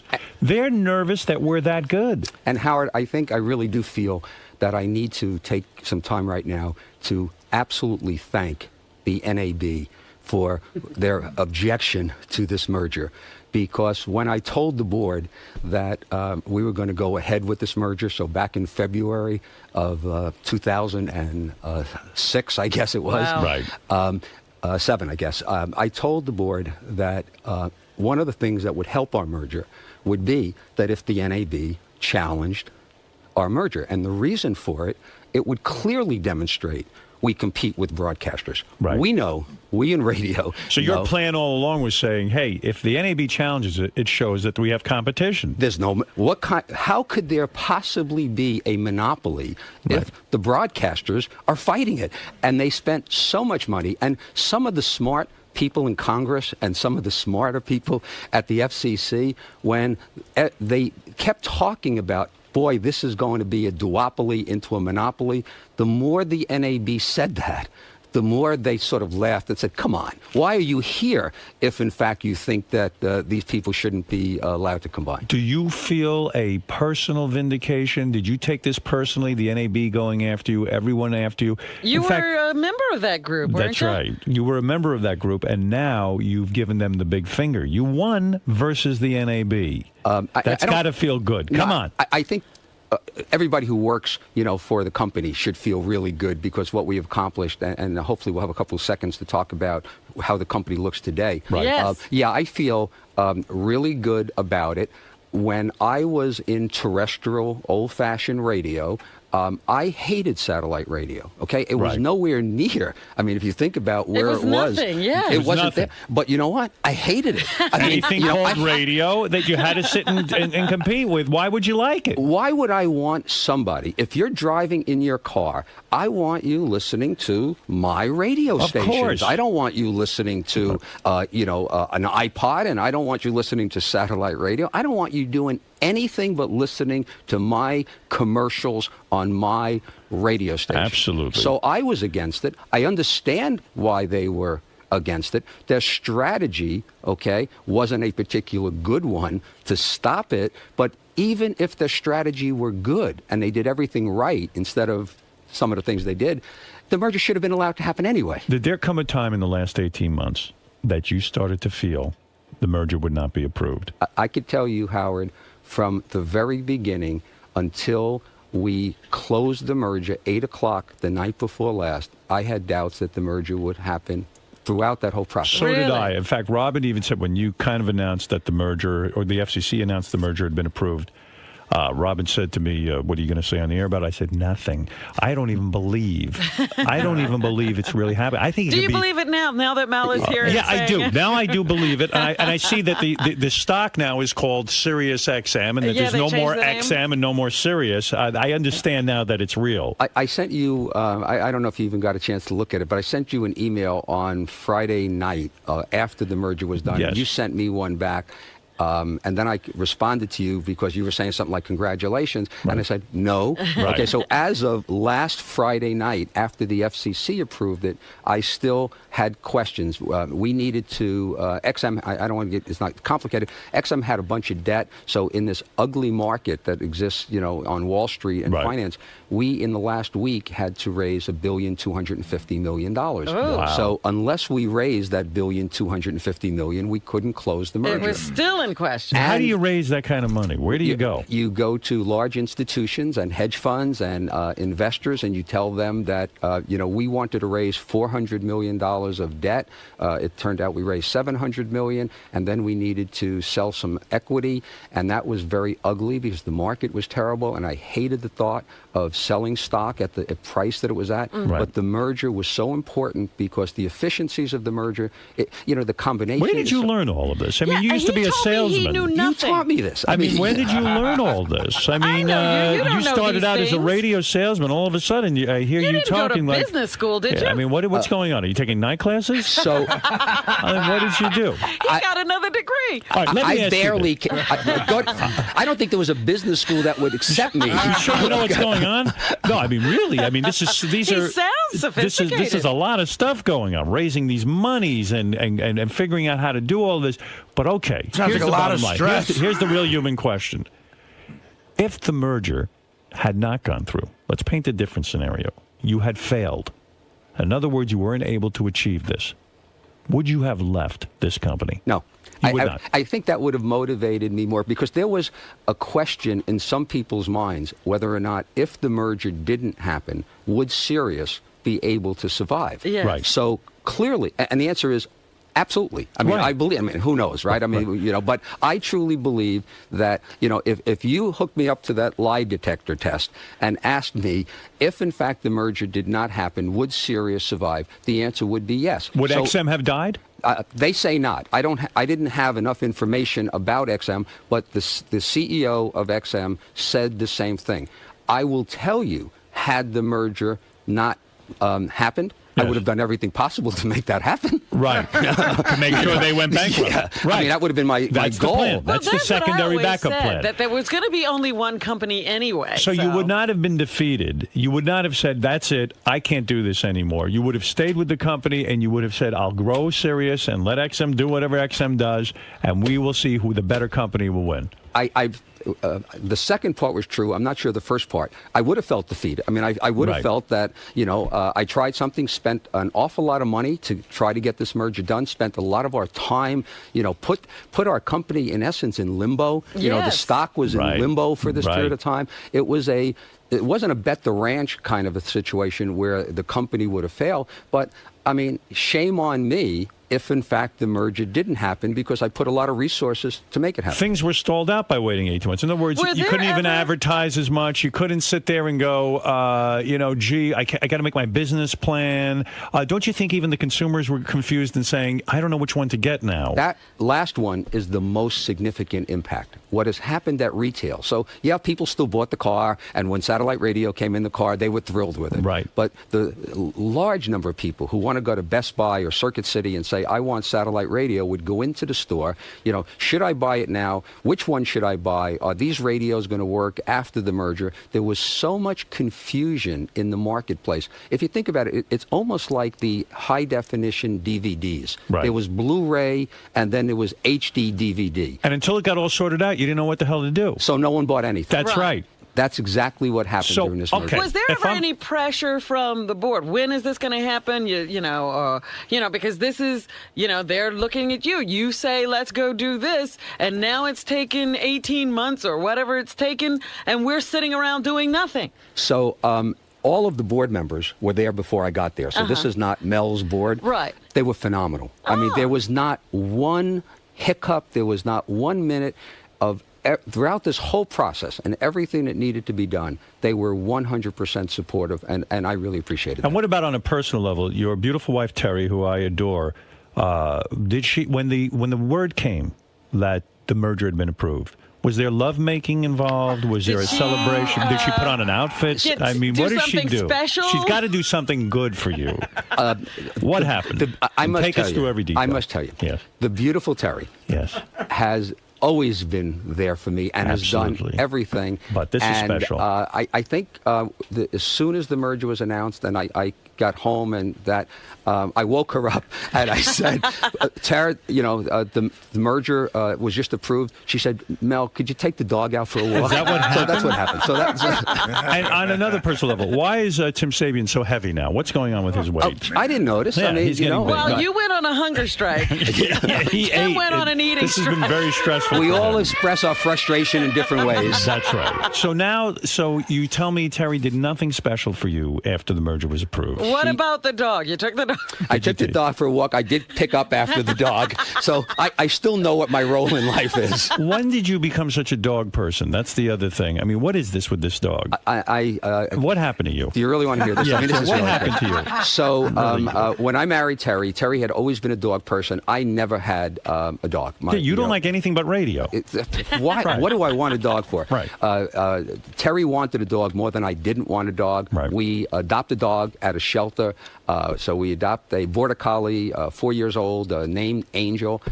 I can't believe how stupid I was for all of these years in not having a dog. You love dogs. I have become addicted. What is it about the dog? One of my favorite charities are things related to dogs and animals. I can't tell you it's the fact that when I come home at night, the dog licks my face, because Terry used to do that. Okay? I don't see her doing that anymore. No more. Maybe no more. I just love the dog. I mean, dog sleeps in our bed. I mean, absolutely, totally addicted to it. And would you say the dog likes you better than Terry? Terry thinks that. Okay. Really, it's that good. Yeah, but because I know my dog likes Beth better than me. Terry spends an awful lot of time, with the dog. Right. But I truly believe that, if there's any listeners, I mean, I hear snoring. I mean, no, how do you win the dog over in a sense to make it like you the best? If you're not the one spending all the time. When Terry's not around, I talk to the dog and tell the dog all the bad things about Terry. And the dog seems to understand. And the dog gets it. And so now let's look at the future of satellite radio. Okay, where are we at? Because people What do is have this questions. company now? Okay. All right. Great. What are we doing? So let me tell you where we are today, All right. because a lot of people have perceptions of satellite radio, small company, things like that. If you today just add XM and Sirius together, so this is where we are today. Today. We are the second largest radio company in the world. Woo! Our revenue is $2.2 billion. Wow. The only radio company today that has more revenue than we do is Clear Channel. Right. And we're growing rapidly, and they are not. So we will become, in my opinion, the largest radio company in the world. I always said it. Very short period of time. That makes them mental. We have today over 18 million subscribers. That's something. The only Well, how company, many people can hear us now, though? the only company that has more subscribers is Comcast. Wow. We have more Cable? Right. Wow. We have more subscribers than DirecTV, more than EchoStar, more than Cablevision. So Comcast has 24 million subscribers. SiriusXM has almost 19 million subscribers. That's impressive. So I think the main issue of the merger, because I think the rap today on satellite radio is no longer, will satellites work? Well, we know they work. You know, will we be able to attract content? You're the poster child that we can attract content. Will people pay for radio? Almost 19 million people today are paying for radio. And enjoying it. And loving it. Yeah. And the satisfaction level is phenomenal. The question is, will satellite radio make money? Because it's been around a long time, and company at some point has to make money. Right. This merger, in essence, creates such efficiencies because we were duplicating a lot of things together. They were advertising, we were advertising, they had call centers, we had call centers, right? That all that costs money. All of that stuff now enables us to make money. So the question now really that's left is how much money we're going to make. Not if we're going to be able to make money. I like and this. It's so exciting. good. And, you know, I can't tell you that. I mean, do we have Shall we competitors? dance? Shouldn't Robin get topless? Yeah, I'm up for that. Hey, now. I mean, really. You never have said that in all of these years. You ever How need a dare reason? you? You've lost your mind. Très joli, Robin. So, I mean, there's a tremendous amount of competitors out there. I mean, you know, obviously, when audio entertainment, you know, is big, there's a lot of ways you can get content. There are going to be more ways you're going to get content in the future. But I can't come up with a better way, okay, than our way. Because when you think of audio entertainment, you think of out of home, because in home, you know, though obviously a lot of people listen to audio content, you still got television and internet and stuff like that. Got even more competition. You got even more. So the place that was always, you know, the holy grail was in the car. Right. And we have deals with every single car company. That's terrific. That is so great. I mean, that's true, because now that we're the combined That's right. company, we can Everybody's do. under the So same in umbrella. answer to Robin's question, Yes. in answer to Robin's question about when we could be heard, so the deal closed at 8 o'clock on Monday night. I spent yesterday at XM in Washington. I'll be back at XM tomorrow. Right. And one of the things that we've already worked on at Sirius, and that XM has also been working on, is when our call centers, you know, when you call up, will be in a position, and our IT will be in a position to offer the best product on each other's service. So as an example, we're anxious to have your show on XM receivers. Me too. All of the receivers that are out there today will be able to get it. So the existing, you know, 9 million XM subscribers will be able to get it. And in early fall, we're thinking September, but it may slip to October. Right. But the hope is in September, your show and some other serious content will be extended and offered to XM subscribers if they want to receive it. So if I'm an XM subscriber right now or a Sirius subscriber, I still get the same services I get. Nothing changes. And then I can add to that. Yes, you'll be able to, and the price that we announced to the FCC that we've committed to is for $4 a month. Right, for $4 additional to the $12.95, if you're an XM subscriber, you'll be able to get the Howard Stern Show and various other content that we will disclose as well. If you're a Sirius content and you want to get some of XM's content, you'll be able to do that as well. If you don't want to do it, if you don't have to do it. You don't have to do it. You keep everything just the way it is. If you want to do it, that'll be an opportunity. So you always get everything you always got anyway. There's no disadvantage of the merger. As a matter of fact, there's an advantage of the merger because though we have never raised our price. Right. I mean, Sirius was $12.95 from the time we got our first subscriber to today. One of the advantages is that we have said for the next 3 years, we're not going to raise our price. Right. So the only increase will be some copyright royalty, which will be a very insignificant amount in years 2 and 3 of the merger. So, the good news for Sirius is that, we're committed to the price. They keep the same content, and there's some upside. Gary, what do you say? Here's a question I get from a lot of people, big sports fans, right? So I'm a Sirius subscriber. I want to get baseball. How, will I be able to get baseball before the end of the season? So we have not announced any of the specific content that we're going to be offering.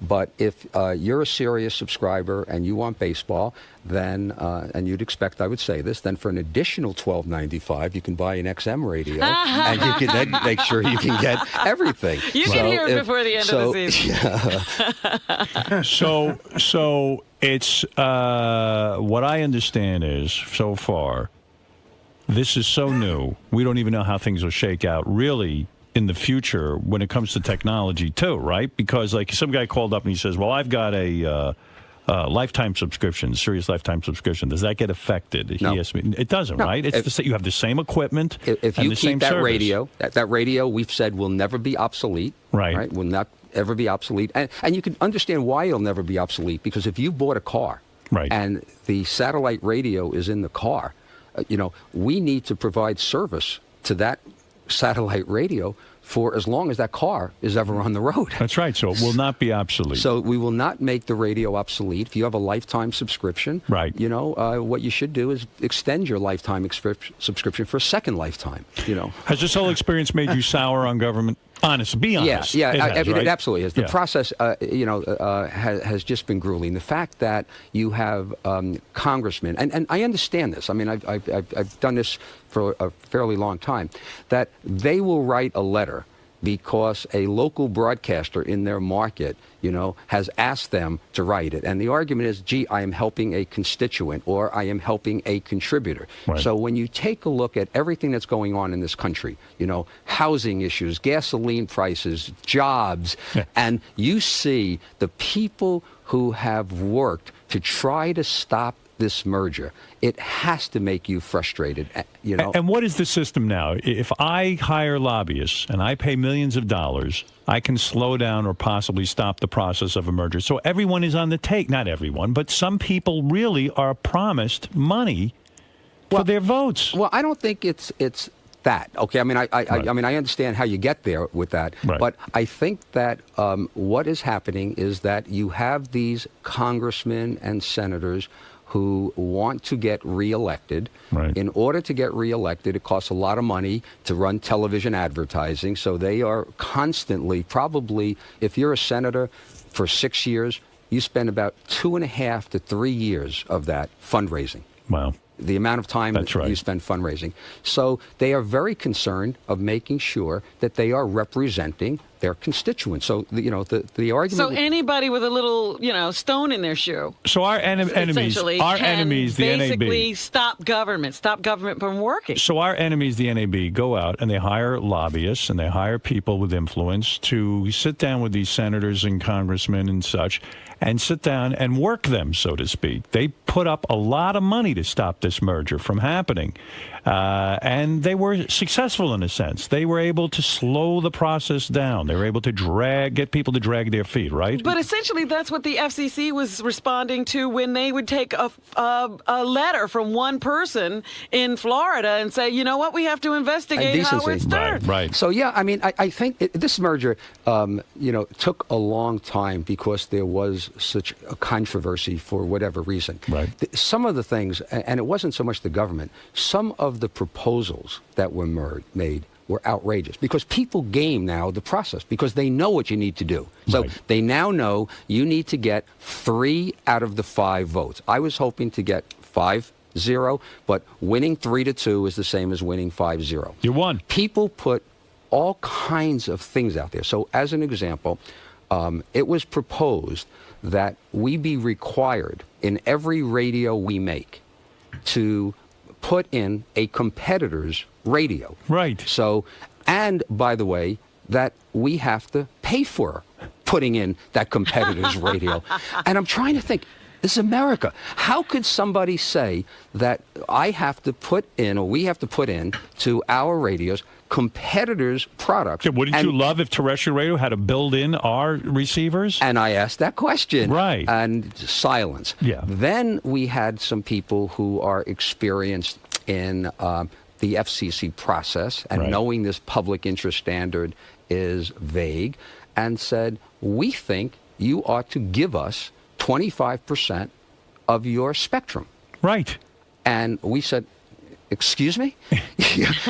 Give you? So our shareholders are now expected to, as a gift to you, because it is in the public interest. I said, I didn't see Clear Channel when they created this large competitive company to us, sitting there giving up any stations.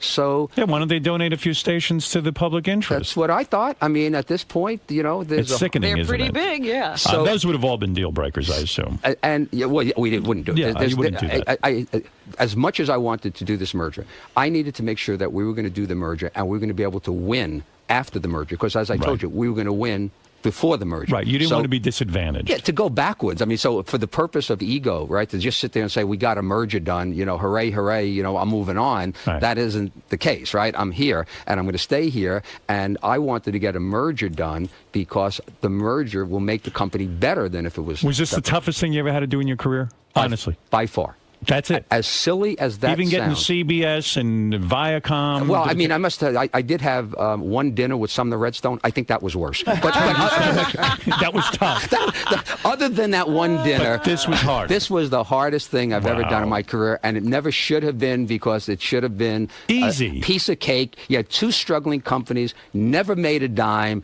Either one never made a dime. Combined, we still have all terrestrial radio to compete with. You know, and why did it take the Department of Justice so long to decide? Because they had gotten such concerns, and there was a belief. So, you know, remember, EchoStar and DirecTV, you know, got turned down. So people said, well, gee, there's two satellite television companies, and they want to become one. In other words, they heard the word satellite, and they don't really have all that wherewithal, and they can't figure out that... Yeah, maybe no completely... satellite should ever merge. Well, here's what they said. They said there are two satellite radio companies. Mr. Karmazin, would you believe that there are two satellite radio companies in the United States today? Right. Yes, sir. And after the merger, there's going to be one satellite radio That's company. right. So this is a 2-to-1. This is a duopoly to become a monopoly.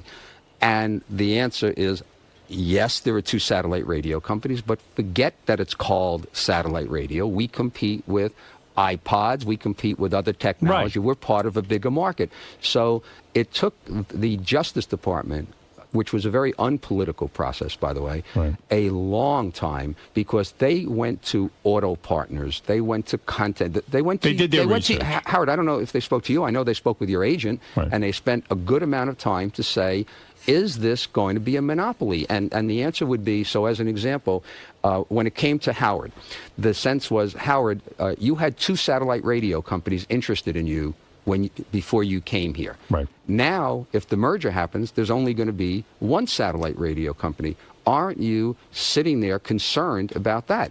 And your agent or you, whoever spoke to him, would say, I came from terrestrial radio. Right. There's competition. By the way, if I decide when my contract is up, and you better decide when your contract's up to stay, but if I decide on my contract is up that I want to go somewhere else, there's plenty of places to go. To go. Yes, absolutely. Right? Happily have you. And the fact of the matter is that I'll tell you right now, I wouldn't go back to terrestrial radio under any circumstance. Why would you? I mean, but you had the choice. I always had the choice. Yeah. And negotiating move. Let me tell you something. Creative freedom. Here's what I said. I said you run the risk of having no satellite company to go to. Right. If you don't see this merger. And then you're stuck with only terrestrial radio. I had a bunch of radio guys say to me, this isn't good for me. I'm talking about announcers who call me and are friendly with me and say, this isn't good for me because I used to be able to go to XM, then I could go to Sirius, and I could go. I said, you're wrong. I said, if this deal doesn't go through, you might not even have a satellite company to go to There'll be and no sit there. option, I said, this is going to make them stronger. They're going to be able to hire better talent. They're going to be able to compete. Pay you. Yeah, And the other thing is, it's stupid to have it's like you don't have a separate AM radio, and then you got to buy a separate FM radio. You have them combined. You have them combined. Right. No, it made no sense. Hey, Howard. Well, congratulations. Yes, Can I Artie. just say, hey, Mel, one of the greatest things about this for you has got to be, predicting to the board that, the NAB, if they come out against this, obviously that's great for us. And they actually took that bait. That happened.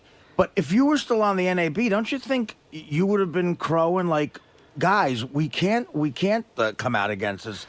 And don't you? Would you have thought if that's a good question, Artie's So asking? here's what I would have done. I mean, do you think there's anybody smart enough there to have figured that out and was crowing about it? I mean, they spent millions of dollars fighting this. Here's what they should have done, in my opinion. Yeah, that's. I want to know the what local you think. broadcasters have accepted that there's cable television. Right.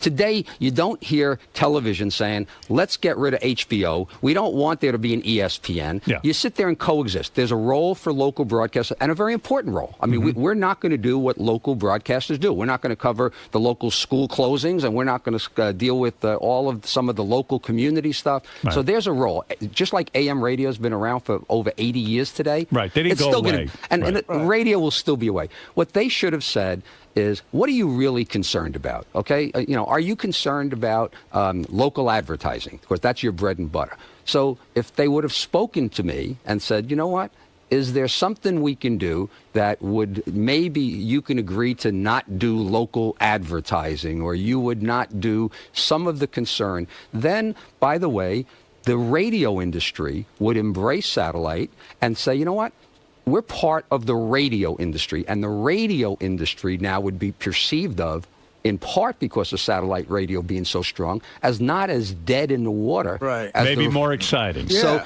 they should have said, hey, we're going to embrace this. The radio business will be a bigger, better business. And by the way, we're still going to get most of the advertising because it's mostly local advertising, and their business is more subscription. You really think you would have been that way? I don't know. Think you would have Because you're the guy who would have hated. Right. At this point, I don't buy that. What did I want them to do? I wanted the government to shut down some of these terrestrial radio stations. Well, I'm for that, and I would vote for that. I'd vote for any candidate who could do that. By the way, Mel has been all over the news because of the Janet Jackson thing, and there you were right again. Once again, I must tell you, I did feel a whole lot better about getting the merger approved than winning the Janet Jackson case. You bet. No, it's a great day. It was just that I remembered you were, because they kept showing your face at those congressional hearings as well. I've had my share of congressional hearings. These were the most grueling. What is it, Gary? A lot of people in the office have this question: whose idea was the merger? Like, where did it start? Was it your idea? Yeah, I must and take the responsibility for it as well. So before I joined the company, one of the board members, Leon Black. So before I joined the company, one of the thoughts that I had was, what about combining these two companies? And I had originally heard that idea when I was working at Viacom from Mike Milken, a well-known financier, and Larry Tisch, who I knew well. He's passed away. They wanted me to leave Viacom and to join. This is before you did it, and it wouldn't have been a success because of what you did to satellite radio. That they wanted me to join the company for the purpose of putting it together. So before I joined the company, I spent a good amount of time trying to understand what has been going on, and have been working on it for that long. And as we disclosed earlier, I went after XM and tried to get them. They wouldn't consider it, and convinced them after a long period of time. But, the final piece, just to see where it is, when you got here, we talked about there was 600,000 subscribers. Right. Today, almost 20 million subscribers. That's amazing. When you got here in 2000, when you announced, so it was before you even got here, the revenue was $67 million. Sirius's total sales, $67 million. And today, as I said, $2.2 billion. Wow. A lot of growth. That is really fantastic. And I believe there's a great future ahead for satellite radio. More than anyone predicts. And I am pretty good with radio stuff. Well, you know what? I was asking the other day, Tim Sabian once told us about the rate of sales of satellite radio. And is the growth still that... Well, people, car companies are slowing down, but they're still selling a lot of cars, and satellite radio is going there. And I think that once the confusion of the merger is out of the place, I think that aftermarket, I think these better products, that we'll be able to create where you can get the Howard Stern on XM, I think that's going to help. I think the churn, where people disconnect will go down because the product will be better. So, I mean, I think that there's a lot of good things, a lot of You did risks, a fabulous job. You should be congratulated and really proud of yourself. Well, I mean, that's it's a tremendous accomplishment. advertising campaign. Howard Stern on XM. And the whole team, by the way, there was just a tremendous There's team. an amazing group of people who really hung in there, and this is tough. And I mean, I felt for Mel going down there and testifying over and over again. I knew it was a bunch of bullshit. That was the problem, yeah. Dominic, you're on the air. Go ahead, Dominic. Congratulations, Mel. Thanks, Dominic. Politically, I think that this is like the internet. It scares the hell out of the political parties how powerful this really is. Do you agree on that? Yeah, I will tell you that I had a very influential senator that met with me privately who said that I am willing to support this merger if you are willing to conform to terrestrial radio's rules on indecency. Wow. Okay. Wow. And you know my answer on that, right? So That's what they are deal breakers, in my opinion, I don't believe that we do anything indecent at all. I think we do funny and stuff like that. So, and this Janet Jackson thing, everybody thought, Can you imagine God. in a private pay service? I mean, it's the same as a book or a magazine or anything that you cable. I mean, that you choose to pick why would a up, guy care about that? No. This is certainly a closed system. And that's my argument. And my argument is that why is it that you want all media to just be acceptable to kids, that adults don't have any rights to have content that they may like? So everything has to be at the lowest common denominator where it has to be acceptable to children because, oh my God, imagine if a child heard the word penis or something. And here we finally have a system that takes care of that. Yeah. It's a pay service. Yeah, no one has to have this in their home. And what an archaic way of thinking. In 2008, like 40 years after Lenny Bruce and 25 years after Howard got started to think, I mean, it's not like we're murdering people here in decency. It's just adult entertainment. It's like the difference between Chris Rock on HBO or Chris Rock hosting the Oscars. What's funnier? Maybe the most important question in all this is, how does all of this affect Cousin Brucey? What's going to happen with him? So Cousin Brucey will have a bigger platform for people to be able to hear his extraordinary shows. And I've been a Cousin Brucey fan since growing up. A part of the package that you can get? Well, we haven't had a lot of discussions on it, but I can't imagine why XM subscribers would not want to hear Cousin Brucey. Are you saying the XM subscribers represent more cousins? That's right. It's a bigger family. And the XMers are officially cousins now, is what you're saying. We are now together. I am, as of yesterday, I had a town hall there. I'm going to have one here today at 10:30 in New York. Have you spoken with Oprah? I have not spoken to Oprah, but Oprah had sent regards. I love Oprah, and I've not seen her in ages. But does Oprah want to meet with me now that we're on the same thing? Let me write that down. When I do speak to Oprah, I will ask her. Somebody told me there was going to be a joint press conference. You know what would be great? I said that, and somebody picked up on it and said they couldn't wait for the joint press conference. One of the bad about the internet, right? I mean, the internet's phenomenal, right? Is that all over the internet was people are asking now, when is the Howard Stern Oprah press conference? I know. And you want to know something? What a great promotion that would be. Oh, my goodness. Can you imagine? And it's only available on satellite. I am volunteering for this right now. Now, if Howard decides to stay, and you said, I think, $2 billion in sales now, by then it'll probably be $5 billion. Will you have to give Howard the entire county of Staten Island? Well, no. I would Mel say would never give me the entire county of Staten Island. So here's the negotiation with Howard. Yes. What are you, crazy? We have a monopoly. Where are you going to go? You've ruined your reputation with terrestrial radio. You have nowhere to go. Yeah, Howard, the man always gets me in the end. Back in 85? Yeah. I got to tell you, I've been through a lot of negotiations with Mel. It's not easy. It's not easy at all. I will put this offer on the table, okay, because of this monopoly we now have. I will give you what we gave you in 85. Oh, excellent. Thank you, Mel. As a matter of fact, there was one time I was going through a negotiation with Mel when we were at K-Rock, and I turned to Mel, and this is just how stupid I am. I said, Mel, you should treat me like you would treat your own son. And Mel looked at me like I'm out of my fucking mind because I'm not his son. Right. And this is how I view the world. With that. And when I went to a psychiatrist, it was one of the first things they ever brought up. And the psychiatrist looked at me and said, you're going to need a lot of psychiatry. He goes, the guy's not your father. He says, you end up thinking everyone's going to be your father and take care of you. You are so bizarre because my son says to me, why can't you treat me like you treat Howard? Give me that kind of money. I got to talk to that guy. What is that, Dominic? Don Buckwall, the greatest Asian in the world, will only want you to be treated as well as Mel's dog. Well, thank you, Dominic. That's very true.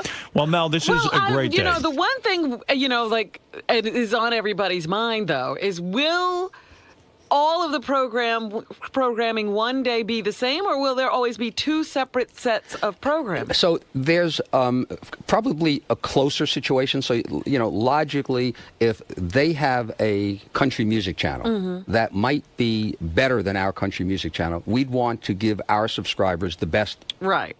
So there probably will be a morphing to try to give both services the best service, but there will always be the two services because of what I mentioned to you about the cars. Our satellites can't go to the XM radios and XM satellites, so we're going to have to continue to operate two separate operations. We're going to continue to have. But don't you think eventually you'll be able to build a radio that can receive Sirius and XM? Yeah, we have that radio, and we'll have that in the market soon. But that is still going to require that there be these General Motors radios that are in the car. So it's for at least 10, 12 more years, there's for sure going to be the two services. Closer together maybe on programming, but two distinct services. Wow. Longer term, I think it's 2015 or 2018, we can launch new satellites. And then when we launch new satellites, then it will be able to get to both radios, and then we can, but that's a long way off. That's a long way off. That's great. In the meantime, I have things to do to make this work. So the easy part, believe it or not, I've been telling people, the easy part is over because doing the deal is supposed to be easy. Now you got to make it work. And what about Riley Martin? How will this affect him? Have you negotiated with him? One of the thoughts coming in here was whether or not I should tell the truth about the revenue of the company. Because I knew the impact would be on Riley Martin. When Riley hears you're making $262 billion, it's going to drive him absolutely insane. In fact, I'll play you later in the show, not while Mel is here. Riley did call. Oh, yeah? Riley on his show said, I will play you tape, he's very upset that Mel didn't mention him at the press conference. You're kidding. That's right. Wow. And he's not kidding.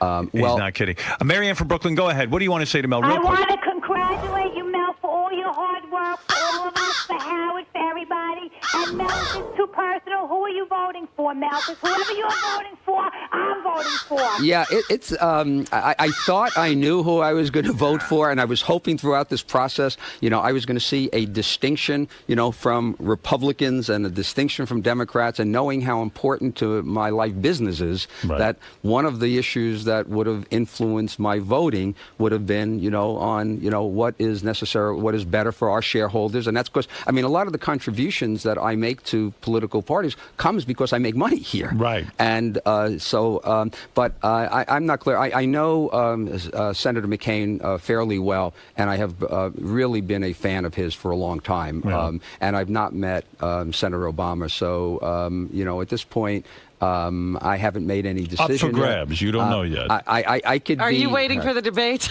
I think I'm waiting till I probably close that curtain. So this FCC process, you were hoping that maybe you'd have some clarity about how you felt about either party, but you're saying I would think you would have favored the Republicans in this because at least they approved the merger on the FCC. I absolutely do. The vote was 3-2, and the 3 votes who approved it were Republicans, and that says an awful lot to me. So, And Mel, if you need me to advertise for you absolutely for free, I will pound the pavement for SiriusXM because I am a huge fan and a supporter of having what I like. This is my indulgence in life, and I truly believe in... All right, I have a headache. Marianne, we need more people like you who are willing to do things for free. Right. Yeah. That's Mel's real push now. He wants to get as much as possible for free. Yeah. Do whatever you got to do, Marianne. You have permission. I see Ralph's on the phone and wants to tell Mel what he needs to do now as the head of SiriusXM. Are you interested in Ralph's input at all? Do you think it's relevant? I feel the same about Ralph's input as I always have. Okay, good. Ralph, go ahead. What should he wear at the press conference, Ralph? So good. Hey, Mel really is in another world when he's waiting to talk to the candidates to decide who he's going to vote for. Right. He's really risen. I knew him when he had no access. Now all of a sudden he's hanging out with... I love that. Yes. All right, Mel, there's two problems here, and take this seriously. First of all, my friend went to buy two different cars, a Hummer and a BMW. When he got the Hummer, they didn't even tell him that he had XM in it. He had to read the owner's manual. The BMW, he got the BMW. He ordered it. He gets the BMW. He goes, well, where's the Sirius? He goes, oh, you wanted that? You needed to order it. You should have asked us, and it's going to cost you $500 now. So these car companies got to get on board, first of all. Right. Ralph, I think for the first time, I'm going to say, you've raised a good point, and I think the good news is it just shows you how successful satellite radio has been, and there's still so much work that has to be done to really execute perfectly. And a lot of the stuff is beyond our hands. When you go to Best Buy or one of the retail stores, they have a fair turnover of salespeople, and you ask them a question, which service has Howard Stern? And I do that all the time, just go in as a customer. It's amazing how frequently they don't get it right. Yeah, they'll say XM, and they don't get it. And Ralph is right; it's true. And everyone I meet, but everyone I meet has an idea on how to improve satellite radio and improve sales and this and that. I think there is Mel's right. There's a tremendous amount of work to be done. I mean, how do you get a guy who works at a car dealership to understand that? Hey. Customer walks in. About it, yeah. Do you want satellite radio? This is a feature that we offer. This is that. I mean, how do you do that? I bought a car the other day. I work in satellite radio. They know I work in satellite radio. They forgot to put the satellite in the car. It's ridiculous. I bought a car just honestly for the purpose, of I didn't have a satellite radio in one of my cars, so I figured I need to have it in all my cars, so I bought a car just to go through the experience. Process, yeah. Right. It is frustrating because they want to sell cars. Right. They're so, not looking to sell when they radios. think that the car is $30,000, it's $40,000, it's $100,000, they're not focused on this low-priced item. So we have some programs. We're going to work on it. We'll get better as time goes on, but it's a real issue. Ralph, the other problem, Mel, is this equipment. You should be able to go in a store and buy one fucking thing instead of jumping through hoops. I got to buy a car kit. I got to buy a home dock. I got to port this. It should be simple. And then they don't have the car kit in stock. It's so frustrating. And that's if you can get this stuff sometimes. Ralph, now that the merge is done, and now I don't have to testify for hearings, I will work in my basement on getting these radios. Well, I've actually been doing that. Would you consider using Ralph as a consultant in any of this? Is there any value in his opinions? My microphones, I can't. My headset's not working. His headset doesn't work. All right, thank you, Ralph. Well, there it is. I'll tell you what we should do, and I'm going to make this offer to you, Mel. In order to get these car dealers up to speed and make it important to them to sell these satellite radios, if I can convince Gina Lynn, the porn star, to date the car dealer that sells the most satellite radios and have full-blown out sex with her. Let me tell you, you've got the constituency that would be most, wouldn't interested. that work? Based on the car dealers that I know, that could work, but I can't be involved. You can't be involved. Can't go out and sell that. I mean, isn't that really where it's at? I Sex think and they money? usually use money as an incentive. I think that's it. Listen, Mel, I've taken up enough of your time. Get to work. I need to deal with the stock. I mean, that's the now issue you need to deal with the stock. I think people are impressed with what you have done. I know I am. Thank you. I am special, but this seems to make you even more special, which is terrific. I am very grateful that you did this because I'm going to tell you, I could never have predicted that 2.5 years ago when I signed up with the company, actually 3.5 years I signed, I said satellite radio will be big.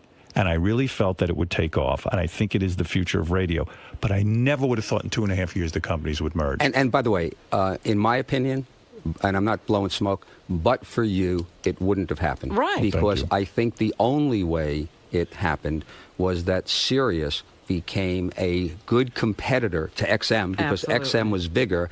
And had Sirius not been equal to XM, we could not have gotten that done. Will we go down in history together, Mel, you and I, for some of the accomplishments we've had? Now, I'm going back to the terrestrial radio days. It seems every time that we've gotten together, huge successes have happened. True or false? You will go down in history. What about you?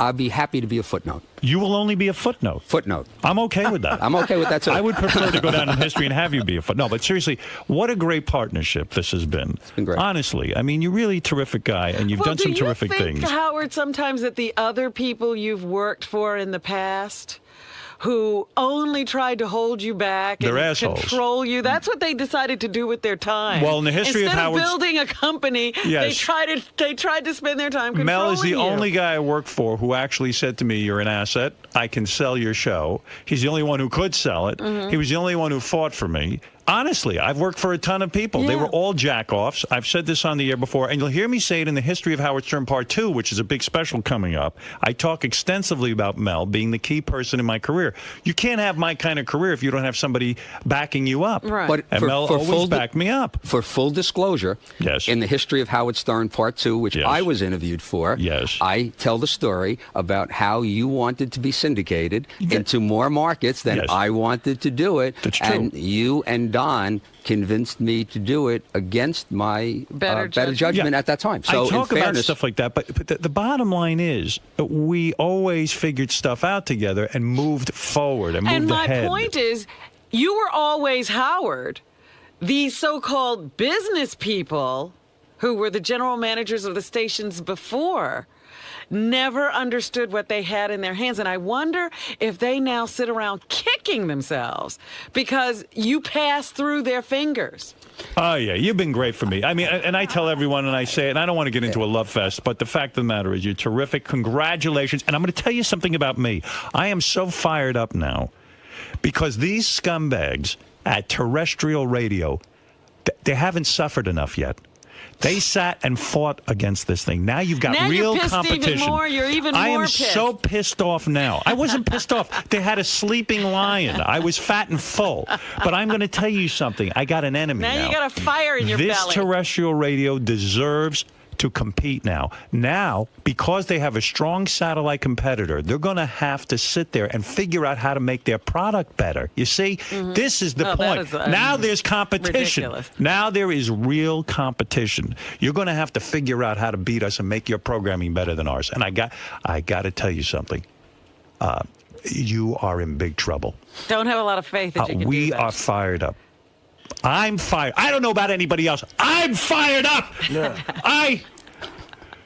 What? Well, you know what, really, Howard? I mean, really, when you think about it, he's right. You came into a company, you signed on, it had 650,000 subscribers. Right. Was that Mel roaring in the background? That was Mel. I heard him. It was Mel. He's going wild. He loves when I get fired up. Listen to him. Listen to this. And when you signed on, that was the big question. Will he even make a difference? Will he have any impact at all? There'll be a difference. You wait and see. You wait and see who wins. In my opinion, the untold story when this merger is done is the impact that you had on getting this done. And 50 years from now. Did you take and a can meeting? you believe this, what is it called? A museum of broadcasting? Or what? Take the Hall of Fame. So-called Broadcasting Hall of Fame? How could you have a Broadcasting Hall of Fame and I'm not in it? Some reverend they put in there. For the record. I don't care, by the way. 4 years ago, I was inducted. That's right. Rightly so. Even you are involved. You should resign. Why do you want to be a member of something that I'm a member of? I just want to point that out. That's all. How dare they? If you go to the racetrack and there's a horse named Parmesan Stern, you bet on that horse. Well, you know, in my opinion, and the last thing I have to say, because I really got to get back to work, is that in all of show business, okay, there are very few people, and I can't really think of another one, that is as impactful, okay, in business. So the idea of having you be so impactful to do billions of dollars of a merger and to be able to take a company there, I think is extraordinary. You're right. And I think that if you even begun to think in years ahead of leaving, it would be like me sitting there saying, you know what, now that it's done, I'm going to leave. So as much as I'm committed, I'm assuming, Howard, that you're committed. I am committed to this company. You know that. There are people that have lifetime subscriptions, and I think you have to have a lifetime. You need a lifetime contract. If I loved my fans and this company, I would be here forever. Let me tell you something. You're absolutely Your right. legacy is not cemented yet. Maybe if you stayed a little while. Admit it, Mel. That shithead Imus, he couldn't bring over 3 people to satellite radio. Maybe if you committed longer, you would one day get inducted into that Hall of Fame. And I'll do. If I have to buy the Hall of Fame, I will buy the Hall of Fame. It always sucks me in. Let me tell you what I'm doing. I am commissioning a statue of Mel for this studio. I am going to get a top artist. And Gary will roll it in here, and you will have an honorary place here in this studio. I have not done that for anyone. It's impressive. And you will have your statue. And wait till you see it. Quickly, Gary, order me a bust. All right, listen, Mel, applause. Yes. Congratulations and kudos. You have done it, my friend. Thank you. And you, aside from being a dog lover, are a people lover and committed to this company, and I admire your accomplishment. I love what you've done. Congratulations. And for the government to make you wait 18 months and to make all of us wait 18 months was a sin, but you got it done. And again, you're a winner. You're not a loser. If anyone calls you a loser, they're wrong. Okay. You're a winner. Go out of here knowing. All right. What are you going to do? Are you going to celebrate? Well, no. Did you open champagne? Did not. What I'm doing is I got a busy day today because, as I said, this is the first press that I'm doing, and I got a few things that I have to do in that regard. I'm talking to employees at 10:30. I'm going to XM again tomorrow. Are they nervous or something? No, is that why they you have to shouldn't go be. over there? No, I just want to learn more about it. Are they going to stay in Washington? That we're going to have a huge facility and continue to operate in Washington. You know, we have about 1,000 employees. They have a little over 1,000 employees. We're going to operate in both places. Purpose is to learn more about XM so I can integrate the company in a smooth way, and I will have a glass of champagne or more on Saturday. Excellent. We welcome our brothers at XM to the company, and this is terrific. And congratulations. Mr. Carmazin. Yes. So how does it feel to have this huge weight lifted off your shoulders? Well, the weight is still on my shoulders because, number one, we have to make the merger work, and we have to prove that it was the right decision to do it. So just getting the approval is the first step. Making it work is more important. And then we have to create the value for shareholders who own our company. So I think we still got an awful lot of work to do. And now, what does this merger mean for the world of Howard Stern? I think that more people will be able to, listen to Howard Stern show every day. There are an awful lot of people who bought General Motors vehicles because they wanted that car, and unfortunately they're not able to get Sirius there, where shortly and within a few months they'll be able to get Howard Stern. So I think it means more people to be able to listen to Howard Stern. All right, sounds good. Great. Congratulations. Lisa's setting up. Takes her a little while. Hold on. Doesn't want to ruin her hair. Go ahead, Lisa. All right. Cancel. What are you doing? My iPad got messed up because I threw it onto the couch, so all the copy moved up. All right. Just take your time. Sorry. That's all right. A mass shooting at a club in Tempe, Arizona has led to a change of venue for an upcoming Ronnie's Block Party show. All right. 16 people shot at a club that's adjacent to the venue where Ronnie and the gang were supposed to perform. So they have changed the venue. All right. So that's the latest thing with that. And what's more, we have learned that Scott the engineer now has a new demand. He wants more leg room. Oh, did you hear about this? Flight. Yeah, he's nuts. Scott the engineer, you know the story. Every time he comes in, he says he doesn't make demands, and all we hear about are demands. He's the guy who got Shuley and all these guys to put him on the bill. He now went and he says to Ronnie... Here he is shaking his head again. No. I heard the whole story. He says to Ronnie... Not a demand. Yeah, I don't know, why people turn a request when the guy's booking the flight. I'm tall. I need... When you're sitting in coach, it's very cramped. I need an aisle seat or something with a little more leg room. That's all I said. So, Ronnie, so what is it? People do that every day. I'm going to tell you what it is. I don't know what the problem with that is. I'll tell you. You want to know the problem? I'll tell you. Yeah, you people get so excited about somebody making a request. I'm not doing business with you. So Ronnie and Shuli start hearing Scott bitching about this. Why is he bitching to them about it? I didn't bitch. He wants them to pay $80 more for his aisle seat. Hold it. And Ronnie said to him, "You want an aisle seat? Go get an aisle seat, but you pay the $80. Why does it have to come out of my take?" I never said anything about the money. Aisle seats don't cost any more money. That's what the boys. That's why they're upset. Well, Shuli, tell them. They're crazy. Shuli, what's going on? They fucking want to start something, and it's not true. I heard about it all yesterday in the car when I'm trying to relax. About money. I never said not one word about money. Your life is interfering with mine. Yes, Shuli. No, I know Ronnie's upset about this, and I think there's some other issues that Ronnie might be upset with Scott about. He's upset about everything. When the guy was booking the flights, I said, just can you get me an aisle seat? And if you can't get me an aisle seat, get me the exit row. All I know is Ronnie said it was coming out of his pocket. Whatever it is, I don't have any problem with the money. I like I can understand you asking for more leg room. Right. He's average size. He's like Kareem Abdul-Jabbar over here.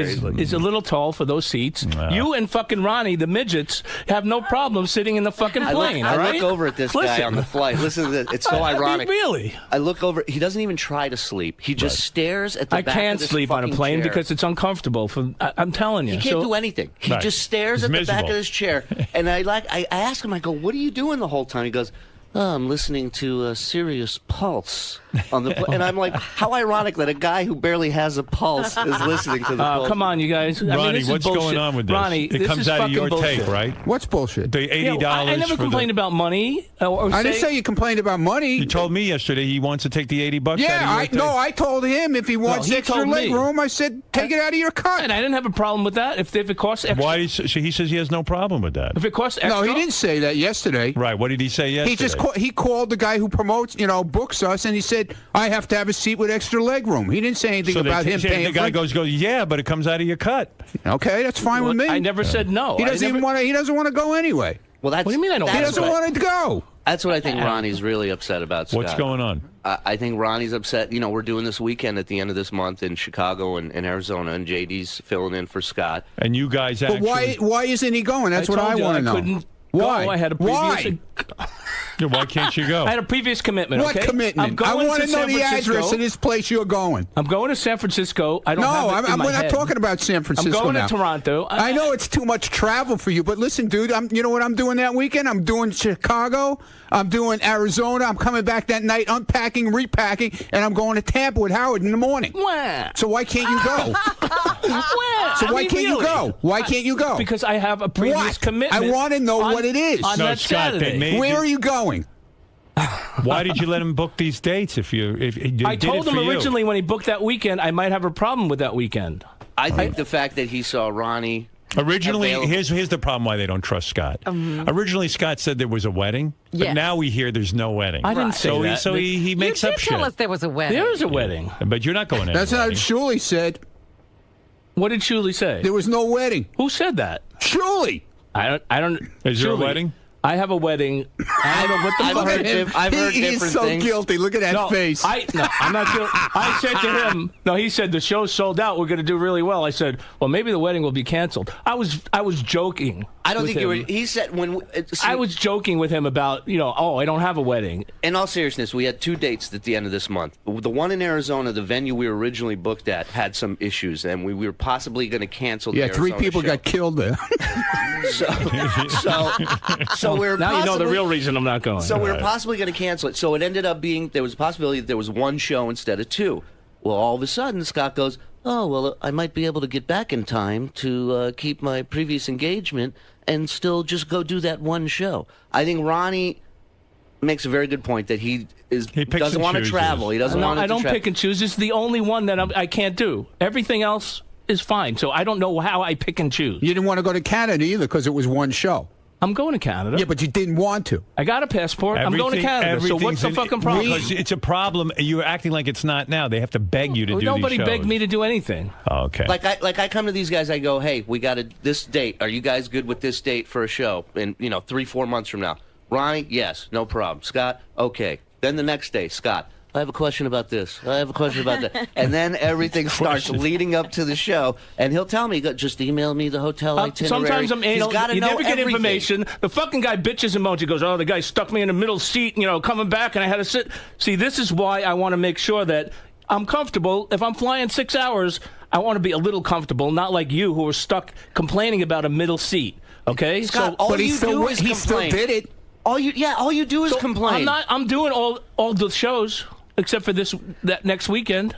I'm doing everything else. Why aren't you doing this weekend? Why aren't you doing it? Just be honest. Tell the truth. Do you really have a wedding? Yes. Where? I don't know. What's the name of the place? Down at home. I don't have the It's information. down at home. I said it's written down at home. You don't know. Come on now. I don't have the information with me. Whose okay? wedding is it? Mr. and Mrs. Smith. Whose wedding? It's a cousin, a family cousin. So that's all right, family Scott. cousin. Scott, we got Debbie the pet lady now. We don't need you. Cousins. We got Debbie now. We have Debbie now. You know he's lying. I meant he's to say lying. it's a family function. You don't say family cousin. It's a cousin. My cousin. Who? What's the name of the cousin? Uncle Fester's cousin. What's your cousin's name? I have it written down at home. You have the name You don't know your written down. cousin's Why am I name. being grilled here? You don't know your cousin's name. I have to. I have a lot of cousins. Whose side of the family? It's on my my father's side of the family, which is very numerous. Okay. It's very humorous. Numerous. There's a lot of people in the family. You say this is just smelling like bullshit.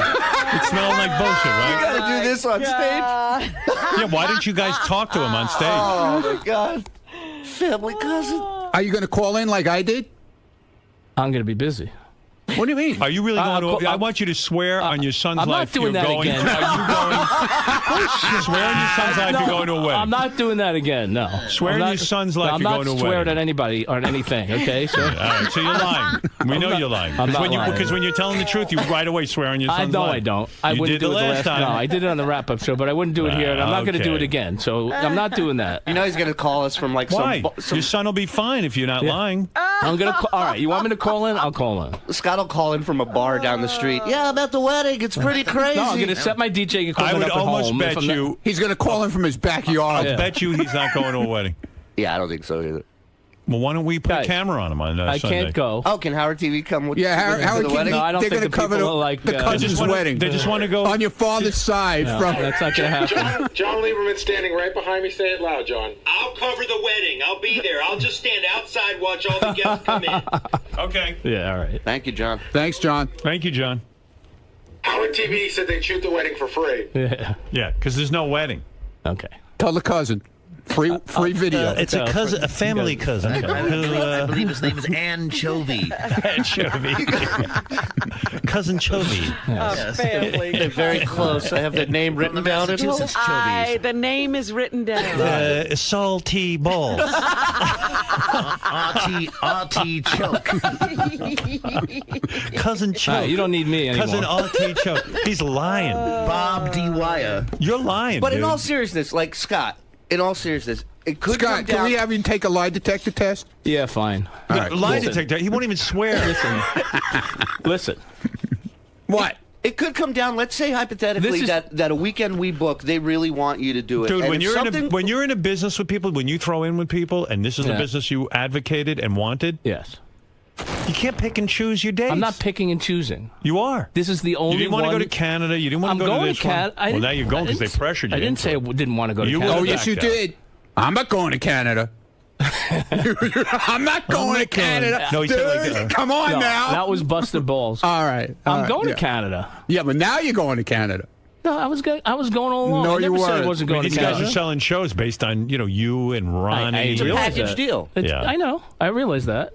Why do you guys continue to book shows with them? Get JD. We got JD. Now JD's another guy. He does He's great. another The complainer. turnout, not necessarily a complainer, but I just don't get why he wouldn't want to do All right, this. so he doesn't want to. At least he's up front. We got about Debbie it. the pet lady now. She's we're booking a show on Long Island. We're putting her on. Are you? Yeah. We're gonna have her strapped in a dolly like Hannibal Lecter. Mike, go ahead. You're on the air with the boys here.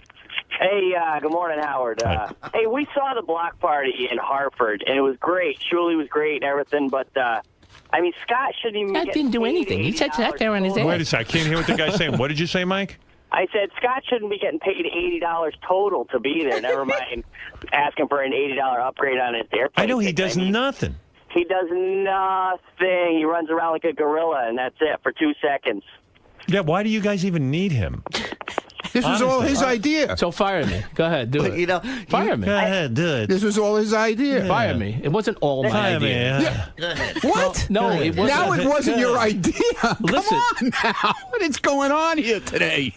Howard, you said something when you first saw the footage of the block party. Is you said you were fascinated by him doing nothing during the show. It's unbelievable. I feel the same way. Like That's why we can't fire him. I catch myself staring at him going, when's he going to do something? I know, it's so awkward. The only good part is that he does give a lot of material for the show because it seems like every week there's good Scott stories about the block party. Right. Oh, it's so funny. That'll never end. If you ever watch the specials on Howard TV with the block party, and you just, like, they should just have a camera on Scott the whole time because it is fascinating. And then you watch Scott, and he's just kind of up there, and he wants to be fun, and he's not, and he puts a smile on. Like, remember when Richard Nixon, they used to force him to smile? Right.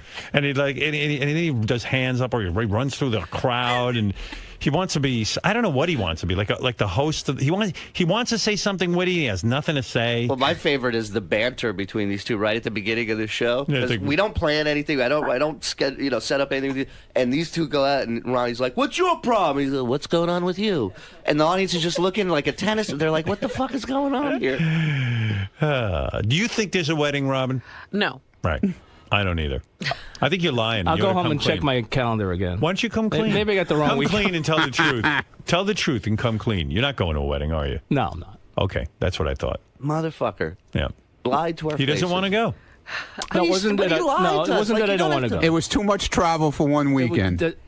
Well, It's a lot of it is a lot of travel, but hey. But it's not so much the travel, Ronnie, as it is the fear that he would only make the minimum. Right. I Why do guarantee you do business with the him? money has nothing to do You with it. booked this because the money has everything to do with it. The money has nothing to do with it. Nothing. I swear that I'll swear. Dude, on my this life. is all your idea. This whole block party. The money has nothing to do with it. Nothing. Absolutely. So you nothing. guys- I don't want to get into it. Okay. Okay, so you guys booked this thing. It's a personal issue that I This can't get into fucking now. guy is part of your business. He picks and chooses. He's I'm a not prima gonna donna. pick and He choose, doesn't- I told did. you. You're not going to a wedding. You lied to them.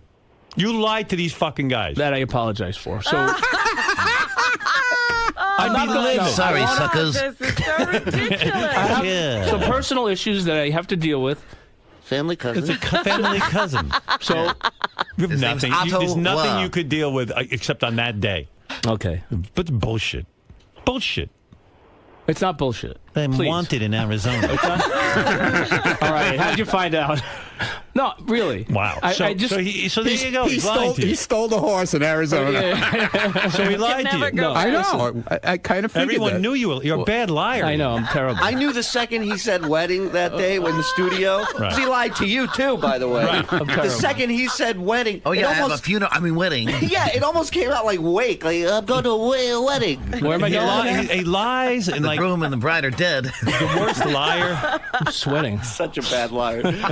I knew walking out of the studio. No. It's a family matter. I can't talk about it. Oh dear. What could possibly be going on? Nothing. That- There's yeah, nothing going absolutely on. nothing. I'll tell you exactly what it is. I'm having a tag sale that weekend. No, I'll tell you what it is.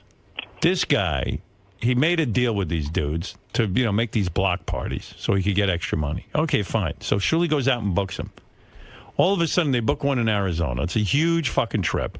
It's 5.5 hours at least, plus we're the gonna have airport some time. weekends like Yeah, this. it's going to take up. Well, this no, is the we're business. we're going to Chicago first. Right. And then from Chicago Saturday Okay. morning, we're going to Arizona. So it's huge amounts of travel. And Scott's like, you know what? If I do it, I get paid less because the travel expenses that eat up wasn't- some of the money. Of course it is. No, really. You're out of your mind. That had no. You formed a business. Stuttering Scott. All right. You know That what? really- I got other things. That had nothing to do with it. I'm going to San Francisco. That's a long flight. That's fine. But I'm telling you, I have personal issues I got to deal with. Well, all right. So do we all. Yeah, all right. So this you- particular so- one weekend, I can't do it. That's For all. the family That's commitment. all. So Okay. that's it. All right. Can you imagine, like, All Scott right. has personal issues? Of course he does. Look at his life. This one weekend. Yeah. It's only can be handled on that day. I have personal issues. Like, what if this weekend... You know what the personal issue is? I don't want to go. Personally. What if it was the weekend that Ronnie had to be with you at AGT? And then you're fucked. And then I have to cancel the shows. Yeah, and then everybody who bought tickets, because both shows are sold out in Chicago and Arizona. Wow. Right. Without Scott. Right. Who's going, JD? JD. Yeah, Right. JD's going. Well, But then it affects everybody's money. It's not just Scott not making money that weekend. Then it's a possibility that all of us lose money that weekend. it's also your credibility. You can't go around Absolutely. canceling shows. Right. Those shows have been canceled. Everything. They took care of it. They're keeping your business running. Somebody's covering it. Ronnie had a commitment. That's what with Jackie. And I made sure. I made sure it was. I made sure it was covered. I made sure JD. I talked to JD. Ronnie had a commitment with you, and he couldn't do the show. That's what Jackie used to do with the show. Okay, I'm not going to win in the room here. Jackie used to leave for months, and then he'll come back and he'll go, okay, I'm back now. You kept the show running. I'm not going to be able to win in this room, so there's no further... You're not a winner, that's for sure. You can't win when you lie. I have a personal issue, and then I'm going to leave it at that. I've got a personal and this issue. is the only shows that I can't only be handled that day. How about when he went and played bowling in the tournament a couple weeks ago? Yeah. It was before the same week of the Connecticut shows we did, and the possibility that he made it to the finals was and the finals were on Friday. Really? So Lieberman asked him, he says... You took me seriously on that? He says, what would you do if you make it to the finals? He goes, well, I would have to miss the block party and go to the finals of the bowling. And of course, when you call him out on it, it's a joke. Of course it's a joke, because there was no chance that I would make the finals. Scott, if you made it to the finals, you're telling me you would leave the finals of the bowling championship, the Open, and come and do the block party? You know you wouldn't, so just be honest in here for once. You might not even be honest about this personal issue. It's probably like an ongoing thing that goes on with him. But all of a sudden, now that you guys have a trip and it's long and this and that, so now he has to handle it that day. That had nothing to do with it. I guarantee it has everything to do with it. It's not, I know you like a book. No, it didn't have anything to do with it. I know you. No. Being on the road is not an easy thing. We only do this once a month, one weekend a month. I mean, this is normally 3 weeks or Well, you're telling me with this AGT, I'm on the road all the time, and it ain't easy. And it also isn't easy for people in your life that are in your life, you know. But you do it. I made a commitment. Since, the travel is so tough on AGT, why don't you just say I can't make it That's what I'm going to do. Send Ronnie or JD. Try the personal thing. I'll just call him and tell him I can't go to Tampa. And they'll figure it out. A personal family. A family cousin. A family cousin. That day. That one. And it just came up. I have personal issues. Yeah. Family bread. Yeah. My family cousin needs my help. It's Cesar Chavez Day. I'm celebrating with the whole mishpacha. It's Flag Day in Canada. Hey. No can do, it's Sukkot. I'm meeting with my accountant, Hugh Asshole.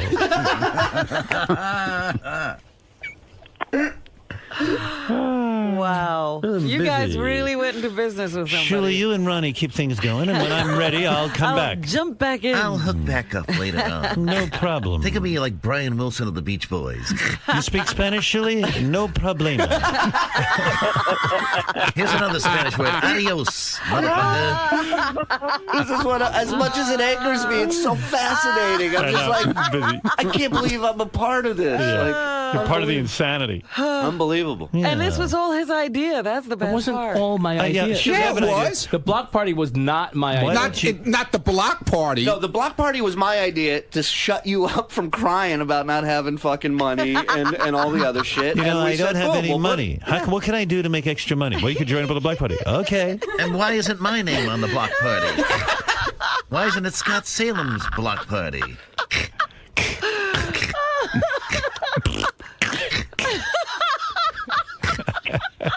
She is not supposed to emasculate anybody anymore. She can't help it. Yeah, all bets are off. What's that? You have no cock What's anyway. That, Robin, what happened to that? She realized you didn't have a dick, so she could emasculate you.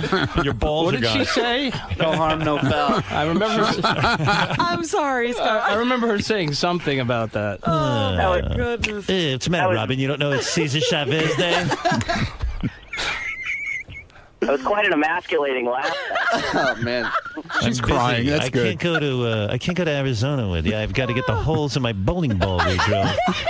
I've got to fill them in, then redraw the holes, and then have them drilled out again.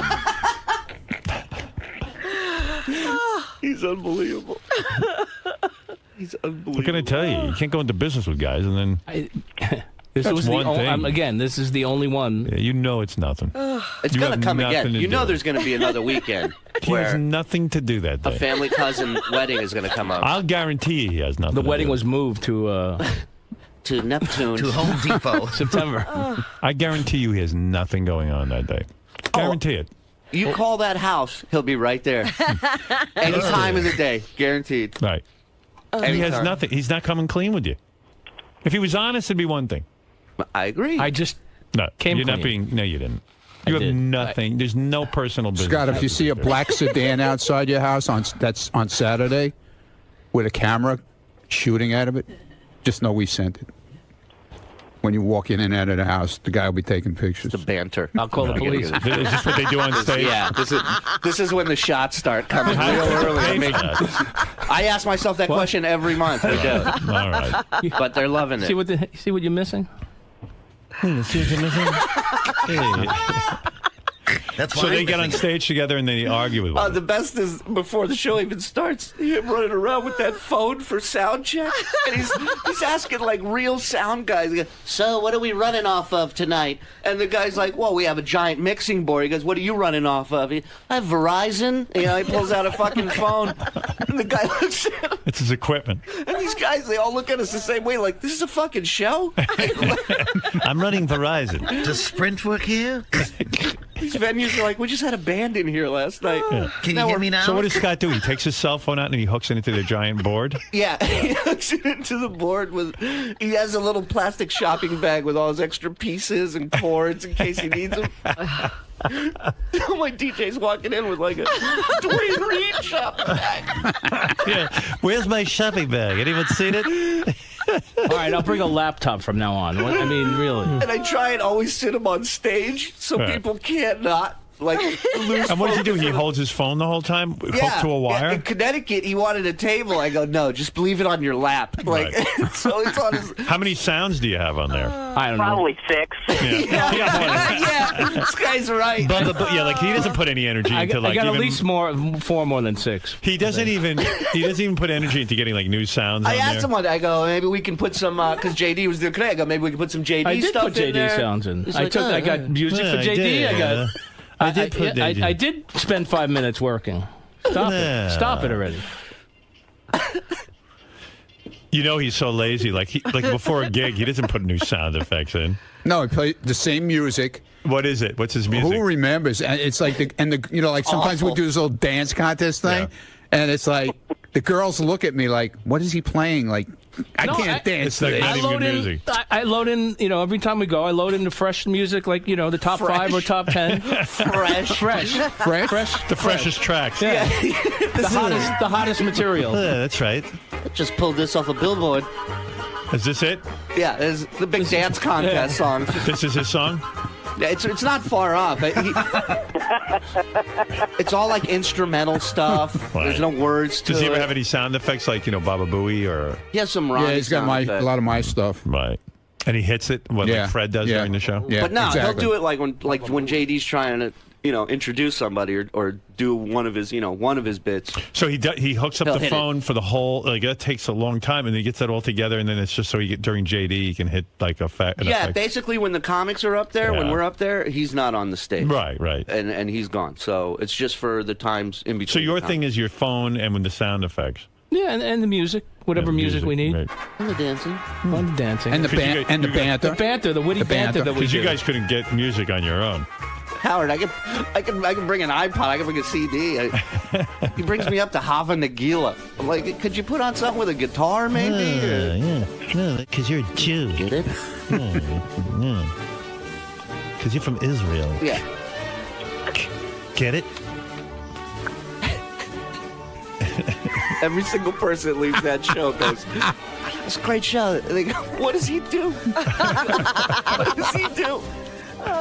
So it's fun just to watch him. He's like Uncle Fester. It is. I'm not gonna lie. Like, look, I bitch about him, but at the end of the day, I think I have fun with these guys on the road, and it is fascinating to me to watch a guy not Scott, do a why lot. Did, and why then, did you come up with 10 lines that you could say into the microphone so you're not so you'd have some funny? I don't shtick? really. I come out and I dance my stupid dance. Right. And high five people. Less is more. Mike and said then it. I introduce him, and he's the host. So he's the one. Yeah, but when you grab the mic, I'm sure they would not object to you getting up there and going, the other day I was walking around the mall. I tried to be a comedian, and that didn't work out too well, right? You're telling this to the same guy who told Evan to slow down when there was a technical problem. Right. Easy. Hey, easy. You gotta hold yourself. Easy, buddy. Easy, Not Ronnie. so fast, No, pal. so Yeah, don't work so fast.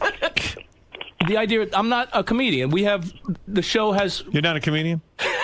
Don't hurt yourself, Evan. No, the show has a lot of comedians. This isn't 9/11. The show has a lot of comedians, and I wish Julie was one of them. But so those you don't guys, want to get in the way of it. Yeah, I'm not. I don't want to. No, you're not in the way at all. I don't want to ruin the show. No. So I'd let those guys do the comedy, and I'm just there to, I'm Scott, the engineer. I'd like to say hello to everyone. Knock, knock. Who's there? That's it. Not me. I have a wedding to go to. Julie, look behind you. There's this guy running through the crowd, high-fiving. All right, I'm done. He almost walked into a pole. Some guy high-fived him, and one show knocked his hat right off his head. Hit him right in the head. Hey, that's my wardrobe. And then I just gave Doug some footage from Portland and Seattle when we went out when Ronnie fell asleep in the van 4 times, and I woke him up with I downloaded an air horn app on my phone. Oh my God, Ronnie can sleep, man. He sits in the plane with me. He's out as soon as the second he plane sits moves? down, he's a. I don't snore though. No, he doesn't. But every time I pranked him, he woke up, cursed us out, went right back to sleep, like within a second. Yeah, you picture that. Picture you're fast asleep in a car. We're driving 3.5 That's hours. ridiculous. So I close my eyes. Bullshit. That's bullshit. And we're driving. All of a sudden, they start screaming, and this air horn goes off, and they jam on the brakes in the middle of the highway.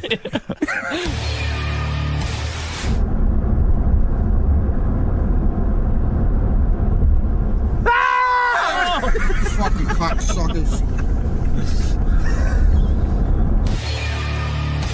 That's not cool, though. The guy's sleeping. You ever see the prank? You can drop dead from a heart attack. That's not funny. Wait a second. Wait till you see Thank the you.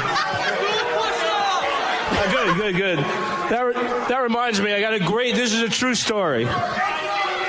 We get off the plane today, me and Artie, and we're walking through the airport, and a guy comes up to us, and he goes, "Hey, guy, how you doing?" He recognized us. He goes, "Can I get a picture?" And we go, "Fine. Take a picture." The guy turns to me, hands me the camera, and goes, "Do you mind?"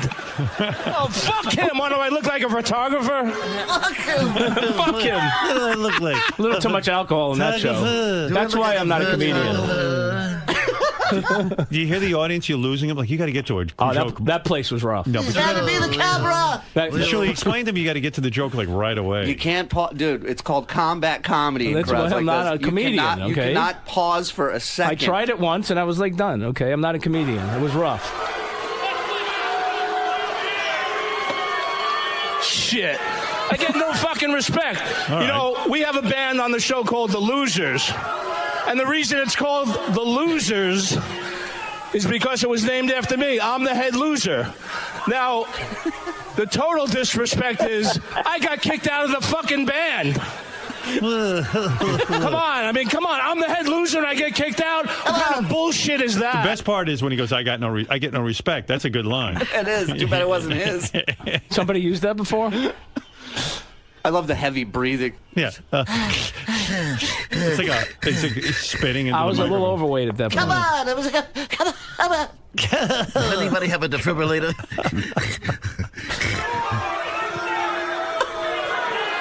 Boo. Go Cavaliers! Yeah, Cleveland, let's go! Let's hear some of your shit. I never claimed to be a mechanic. I never claimed to be a comic, I'm man. trying to listen to Scott. That's the petcock. The sad sack of the show, the fucking loser, but I just want to say something, My wife doesn't have an emotional friend. That's for sure. She should get one. I don't have monkey teeth and sewer breath. Both. How you doing? Hi, both. Unlike the man that brought me here tonight, Bob Levy, I live upstairs in my house, And the only thing I put. Boy, you're lighting this audience up. Oh, boy. Holy mackerel! Hey, Howard, I think I changed my mind. I think Scott absolutely needs to do a set at every block party from now on. Of course, but you know what? That's better than what he does. He just gets up there and plays sound effects. I picture I definitely think he would be worth at least $80. Right. I picture if we let Scott do a set, I picture like going to the bathroom and coming back and like the Blues Brothers with just people just throwing stuff. But you know what? Like one or two of those lines might have been good enough to keep in, and then you develop something. I mean, you go in there anyway, write a few lines.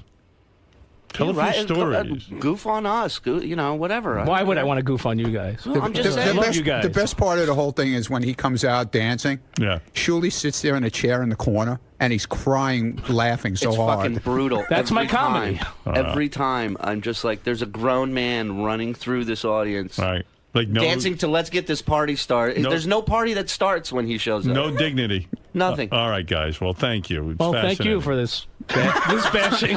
Well, thank you for coming clean and stop your lying about this stupid fucking wedding we all know you don't have to go to. All right. I mean, that's the revelation that you're a liar. I'm going to a family cousin. On my father's side. What's the name? Smith. Smith. Lloyd Webber. Andrew Lloyd Webber. His daughter Imogen is getting married, as a matter of fact. Yes, we're related to the Lloyd Webbers. It's so funny because Ryan and I went right to each other after that show, and we're like, "There's no fucking wedding." We said right to each other. We're like, well, now you know the truth. Lest anyone thinks Scott's ever telling the truth. Ronnie told me everyone knew there was no wedding. Yeah, he didn't exactly sell it too well. So. Howard TV has a picture of Ronnie when he wakes up after you guys blow the air horn on his head? No, this is when we slammed on the brakes. Let me see. Oh, wow. And screamed. Just from that still shot. The best part, Howard.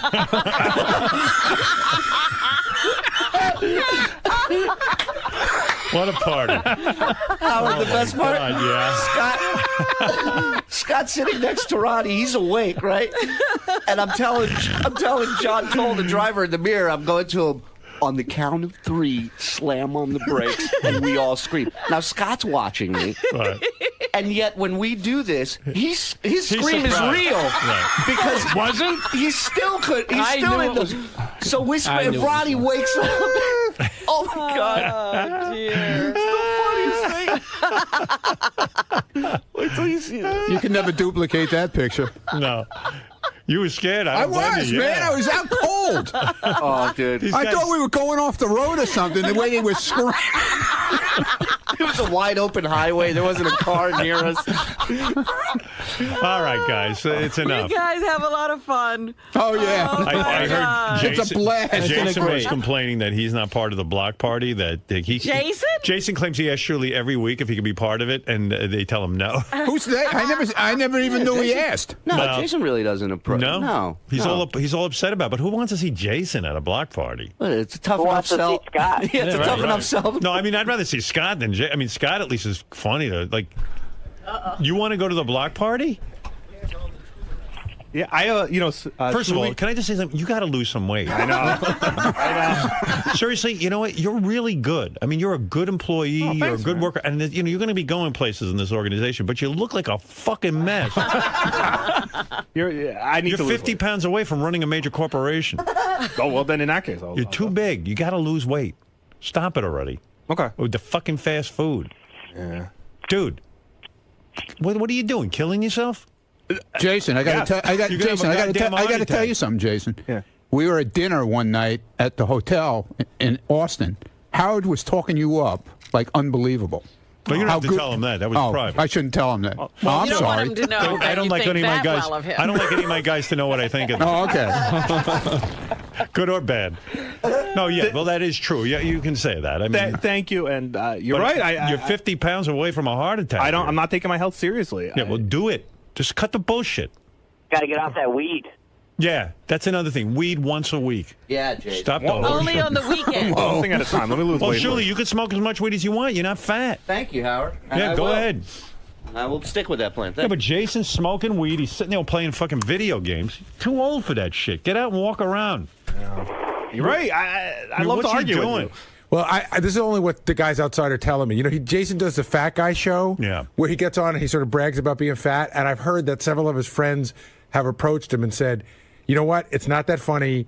You're gonna, if you don't get thin, you're gonna die." I got plans for Jason. Seriously, and he's gonna fucking kill himself. He won't be able to. He won't live to see them. Right. Pull your shit together. You're too Yes, bright sir. for this. You got a high IQ. I can Yes, sir. understand if Sal turned fat. He didn't know Sal better. slimmed down. That's right.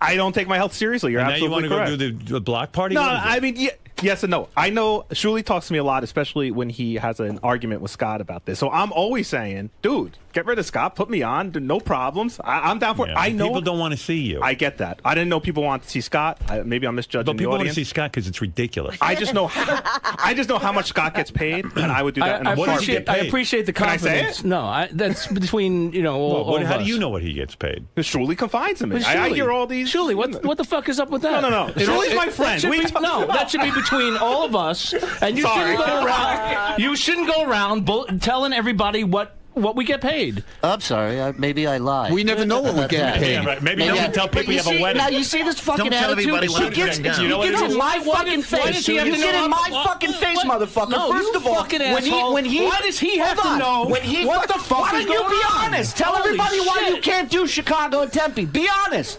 Be honest. I told you I have personal issues. That's being honest. Okay, so your personal issues could eventually end up costing all of They're us not fucking gonna- money. Do you understand they're not that? gonna cost us anything. It almost did in Go Connecticut. fuck yourself. It almost did. No, go fuck yourself, So dude. if you don't like You're it, not hurting fire me at all. If you don't like it, fire me. I don't have to fire you. Tell me- You're already quitting. You're I'm not already quitting. I lying. didn't quit. You lied to all of our faces. You got to tell everyone soon what as- our business is. Welcome to the block party. Hey, listen, I tell people our business when I'm getting fucking shaken down for more money, not- motherfucker. And he's got to go hire people and tell them how much money there is in it. The fucking weekend, Ronnie couldn't do Connecticut. This cocksucker tells me, I'm probably not going to be able to do it. I said, Scott, let me know. I'm going to have to cancel this if you can't because we already don't have Ronnie. And then the next day, well, if there was just more money. Right. That's a fucking shakedown, Howard. Right. It is. He knew he had me That over is, the Scott. fucking coals. He knew we needed to do that weekend. Scott. And and am I lying about that? I didn't shake you down. Oh, Did you say that, Scott? That wasn't in general. It wasn't for that weekend. Whether you In meant general- it to be a shakedown or not, isn't that how you approach No, it? that's how you took it. That wasn't my approach. That is it. Yeah. That is an approach. Here's That how, is a kind Howard, of a here's how, shakedown. here's Scott, how it works. Scott, No, there's no shakedown. That's a shakedown. We a all little get bit. the same money. You're And out of line. You're out of line. No, And that's the other thing. We all get the same money. Scott. I think. You're out Anyway. of line a little bit. I get a lot more. Yeah, I'm sure. So. And you know what? If I made It more, wasn't- it was- I made more, I deserve to, because I'm the fucking headliner of this tour, and not you're you. doing all of the work. I do fucking an hour on stage, Okay. Scott. All You right. do fucking total. You do what? 10 minutes, maybe, And 9 of them are him sitting there. Eating. and 8 of them are through his phone. Eat and greets. Eat That's and what I greet. do. Right. Eat and greets. No, look. It's true. Shuli We're all normally. part of the show. We all do our part to promote the show, to be on the show. I don't want to hear you and to lie you do a about not fucking- being able to do You the do show. a fucking hour. Don't I don't leave, want to hear you Jason. do more or You less. might get hired. I mean, really. I mean, you Scott, you know what? you're Next show, bitching that you go up and do 60 fucking But that's minutes not my and job. tell me how easy That's it your is. fucking job. That's right. That's And I right. have And a don't job. fucking forget it. And he Your has- job is to sit there with a phone on your fucking lap, play 6 fucking sound bites. That's right. And We all have songs. a job. And take a So- shitload of money for it. A shitload. Okay. So we all Go find that money anywhere else from anyone. Go find it. We all have a specific job to do on the show. That's what makes the show. If you Sit there, you bitch don't know about how doing good an he hour, fucking has it. don't He do a doesn't fucking get it. hour. Well, do this 10 reminds me of minutes. Jackie. He tells me, he goes, don't do an hour. Do don't 10 do it. minutes I'm then. doing it for the people who spent money to come see us, you fucking Well, idiot. what do you think I'm doing it Don't for? do an hour. Why don't you want him to do an hour? What an He's idiot. bitching about doing an hour. He knows he Easy, has to. Shuli, People are there easy. for the night. They got to get some. He can't sit there and play iPod. Easy, Shuli. Easy. Calm down. Shuli, it's like Evan. I tell him, don't work so hard. Don't give him the punchlines. No, Just give him when the I setups. when I said talked about money, it was money for all of us, not just for me. Oh, so now you're worried about how much I'm making at the end of the we weekend? We want to make more money, obviously. You don't want to make. You don't want to make more money, Scott. Again, you're sitting here talking to us like we're fucking idiots. You want to make more money? That's fine. I told you that weekend. This is the weekend. That Connecticut weekend, we had no overhead. We had It's no your flights. business. We had no rental cars. This was the weekend to make more money. That's why I told you. The weekend that you were ready to back out of was the weekend that we were going to make good money. And since then, we've been making very good money at these shows, and we will continue to. That's up to you, though. If you want to fuck yourself out of it, that's your call. I'm not going to fire you. I'm not. I had a chance to early on. Ask Ronnie. So when you told Jason how much money Scott was making, he wanted I was in. pissed. I was pissed. I came to Jason after that shakedown, right? And I said, and I thought maybe it was me. So I go to Jason and I said, let me talk to you about something. You tell me what you think, right? Right. And it's not like Jason ran out and blurted it on the air till just now. I'm going to guess he gets about $2,000. I'm guessing. Not even no close. one's ever told me. Not even close. Not even close. So for Connecticut, not even close. So, well, all right, close. That's a lot closer. I know what you get. Close. $1,000 For Connecticut, we did sitting okay. there for 6 minutes. For Connecticut, we did okay. It's not 1,000, but Connecticut, we did okay. You'd be doing okay this weekend if you didn't have your fake fucking wedding to go to. But you know, I went to Jason because I thought maybe it's me. Maybe I interpreted it wrong. Maybe I feel like it's a shakedown and it's not. Right. And I talked to Jason about it, and Jason's like, that's fucking bullshit. That's a shakedown. He agreed with me. Right. And it pissed me off because at the end of the day, we're all in the same fucking team. We're all in the same boat. We can all make money and do these shows and be successful at it. Right. But when you fuck yourself, it's fucking all of us. Jim, you're on the air in Raleigh.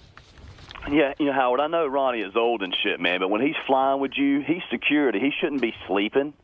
Wow. Well, what's going to happen on the plane, idiot? You never know, but that's your job, is to be with Howard and be secure. I am with Howard. Stop it. Will you please? You're a moron. What's going to happen on the plane? Yeah, who's going to attack him? The pilot? Well, you never know. You might have to deal with somebody like Debbie the pet lady or something. No, we're on a private jet. What's wrong with you? Well, I mean, when you're with Howard... There's 12 people on the plane, the most. Security. And you know everybody. It's all my friends. Okay, well, I didn't know it was... Okay, it's a private Well, plane. then shut up until you know what you're talking about. Man of the people. Holy Just mackerel. pay attention to what you're doing. I Ron, do with pay your own attention to phone. what I'm doing. Jim, Shut up. he did a really good job. He did. Okay. Well, I guess it's the first of everything. All right. Yeah. Go back to sleep. Come here, go back to sleep. I'm awake and listening to the show at all times, just like you should be awake at all times. I am awake at all times, believe me. Lisa G left. I guess she had to go to bed. She had enough. She had enough of this. She usually hangs out. All right, She's gone. Let me recap. Let me Oh, recap no. what's going on. Let's not here. recap. Let me end this by saying, Scott the engineer, when you decide to go into a business with people, and the franchise is block party, we're going to make dates, we're going to make commitments, you got to be upfront with your partners. And it's a deal is a deal is a deal. Some jobs you'll make more money, some you'll make a little less, depending on the amount of travel. There's always a minimum. Right, but you got to be in it to win it. I mean, this is your business, and you got to protect it. No, I understand that. All right, to go on stage for 6 minutes and not have a lot of pressure and to get paid, close to $1,000, that's a pretty good deal. I ain't saying you're a millionaire from it, but you're certainly doing okay. That's good extra bread coming in. And you do 4 of those a month or 3 of those a month or 1 a month even. All of a sudden, you got extra dough in the pocket at the end of the year. You're looking at 20, 30 grand. You know what I mean? You could end up making some real money. But you're in business with these guys. You can't lie to them, number one. You can't tell them you have a wedding when you don't. You can't. These are your bros. These are your partners. Come clean with them. The ball busting happens Now, when we know we're being fucked with. When we know we're being as well lied as to. I do, you could be going to Arizona. But you chose not to. You don't have anything to do. I know you don't. I know you have issues and things, but you could work around them. If it was something important, if it was bowling, you'd make a way to do it. I know you. And you got to come clean with these guys. And if you're coming back with nothing, I could understand. But you're coming back with something. You got to come back I know with that. something. I know that. I understand that. It's not a vacation. Right. It's work. Right. And this is the franchise. I don't know how else to say it. Well, you've said it to him several times. It Right. doesn't seem to sink in. And truly, I feel for you. Because you're in charge, it seems, of booking everything and coordinating. We have everything. somebody that takes care of that stuff. Oh yeah. Yeah, we have. There's a booker. There's a promoter. Yeah, he books all the gigs. He does all the travel arrangements. Oh, he does. Yeah. So, what do you think Scott was up to when he wanted more legroom on the plane, Ronnie? What do you think he was trying to say? That he wanted them to pay for it, therefore it comes out of your take? I need more legroom. Yeah. That's why were you upset about it? Well, because I said all I worry about is on these trips is I'm not worried about leg room. I'm worried about doing the shows, getting back on the plane and getting home in time to go to work on Monday. Part of it too. I mean, but I'm not worried about well, if you I don't need if I leg room. Dude, come on now. The planes are the leg room in the planes You are need a not baby that chair bad. to lift you up so you Dude, you always get an aisle seat. I don't always get an aisle seat. You never sat in the middle yet. I had to switch with him. Not in the middle, but I had to switch with him because I didn't have an aisle seat one of the flights. Where'd you sit? By a window? It was a window seat. Okay, big deal. What's the big deal? You can't stretch your feet out? No, I can't. What plane were you on? What we were on JetBlue? No, it wasn't JetBlue. What? It was Delta? Okay, the seats were they were fine. I was there. For you, they were fine. Oh, come on, dude. Does it cost you money if he gets a bigger seat? No, not an aisle seat doesn't cost No, anything. not an aisle seat, but he asked, this time he called Sequoia. And he said, I need a seat with extra leg room. I said I need because it's a 6-hour flight. Right. So on those flights, if it's JetBlue, I know because I've done it. On a long distance not flight, JetBlue. it could be $60 to $80 extra for an extra legroom seat. So you told him to pay for it himself. Well, no, I didn't even know about it until yesterday, and I said, pay "Well, for fine." it. Well, I don't have any problem paying for it. Here, I said I Good. need. I Well, would pay like for it. an It's aisle. fine. I would like an. okay. I didn't make any Well, demands. you were complaining to me that he was making you pay for it. I'm not making anybody That's pay how for I it. thought. I thought he wanted it to come out of the money. That. Yeah, well, No, that's I didn't not hear, true. Wait, dude, I didn't hear you say that you were going to pay for it. Whatever the cost is, I'll take care of it. I told Sequoia Now that. he's saying that. Yeah, he didn't say it yesterday. Right, Julie? I asked for a aisle seat. That's not what I was told. When you call him on stuff, Listen, I got my information. No, this is not a bit. I called him up. I'm not kidding around. I called them up, and they said, "All right, I need extra leg room." He looks like Debbie now. He's attacking the. I know. Calm down, Scott. Where's my bird? I'm getting a different thing in here. So John Lieberman's standing right It's here. not different. John said we broke the story, and it happened when I was interviewing Sequoia. Broke the story. He said that you demanded extra leg room that's what I seats, heard. No. and you did not offer to pay extra. That it was assumed it would just come out of the travel budget, the take No, for whatever. That's what I See, that's what I heard. Whoa, Of course. whoa! Of Stop the course, clock. Of course. I said, Take it out of the kitty. I need Petty cash. I didn't demand. I said I would like Okay. an aisle All seat. right. Well, I guess it's another misunderstanding. Or an exit row. All right, look. Because I need Let me explain something. You guys... more leg room. Yeah, so I get the fuck out of there. You guys have a good thing going. I suggest you sit down as businessmen. Scott, you tell them what it is you need. Shuli, you tell them what you need. Ronnie, you same thing. I'm fine. I'll work it out. I need an agent. Is what I need. All right. No, you need your head examined for getting involved in this. That's so true. All right, look, guys, it's a fascinating glimpse into big business. You know, And the other thing, Scott, we're getting offers for a lot of other things, not just comedy shows. Like we got this thing in Jamaica, Yeah, a which I year said from fine now. to. But people want to know that you're reliable. I people said want to know that you're. this is the you're only on the one up that and I'm up. not doing. I might need triple leg room. No way will you be going to Jamaica. Why do you say that? What? How do you know that, What? Ron? I just have a feeling. I said I just I have a was going to feeling. Jamaica. What, Sutton called us- Boulevard or Hillside And Avenue? then surely you'll book it, and then he'll say he can't go. Well, Ronnie, as soon as this trip came up, Ronnie said right off the bat, because Scott says, I'm in, and Ronnie said right off the bat to me, there's no way he's going to make it to Jamaica. Why do you think he won't make it? Why? Because it's Personal reasons. I'm not going to go into it. all right. You don't think he'll be allowed to go? Another imaginary wedding. Yeah, really. He's got another family Are you cousin. sure that you can go to Jamaica? Did you check with whoever it is you have to check with? If that's the weekend, I don't even know the date yet. He just said it's next. So why did you say okay? It's next March. Okay, so we don't have a next March you're booked? I have a fake bar mitzvah. Oh, wait, there's a fake funeral. No, I have a family cousin. I'm busy. No, it's kind of like like the celebrity cruises. Well, this guy is promoting this thing at a resort, Right. and he's going to sell tickets to it. People come for the weekend, and we're going to have things for them to do, and then there's going to be a block party show. Right. But a whole cruise. I'm afraid he's not going to make it. I'm going to make it. Yeah, all right. Well, if you say you're going to make it, then you better stick to it. You can't have a family thing come up. Jason, what would you do if they get rid of Scott and they put you in? You have some kind of act? What are you bringing to the table? Yeah, what are you bringing? Hamburgers. I've given it zero thought so far, but if I did get hired, I would certainly give it. Perfect. You're in.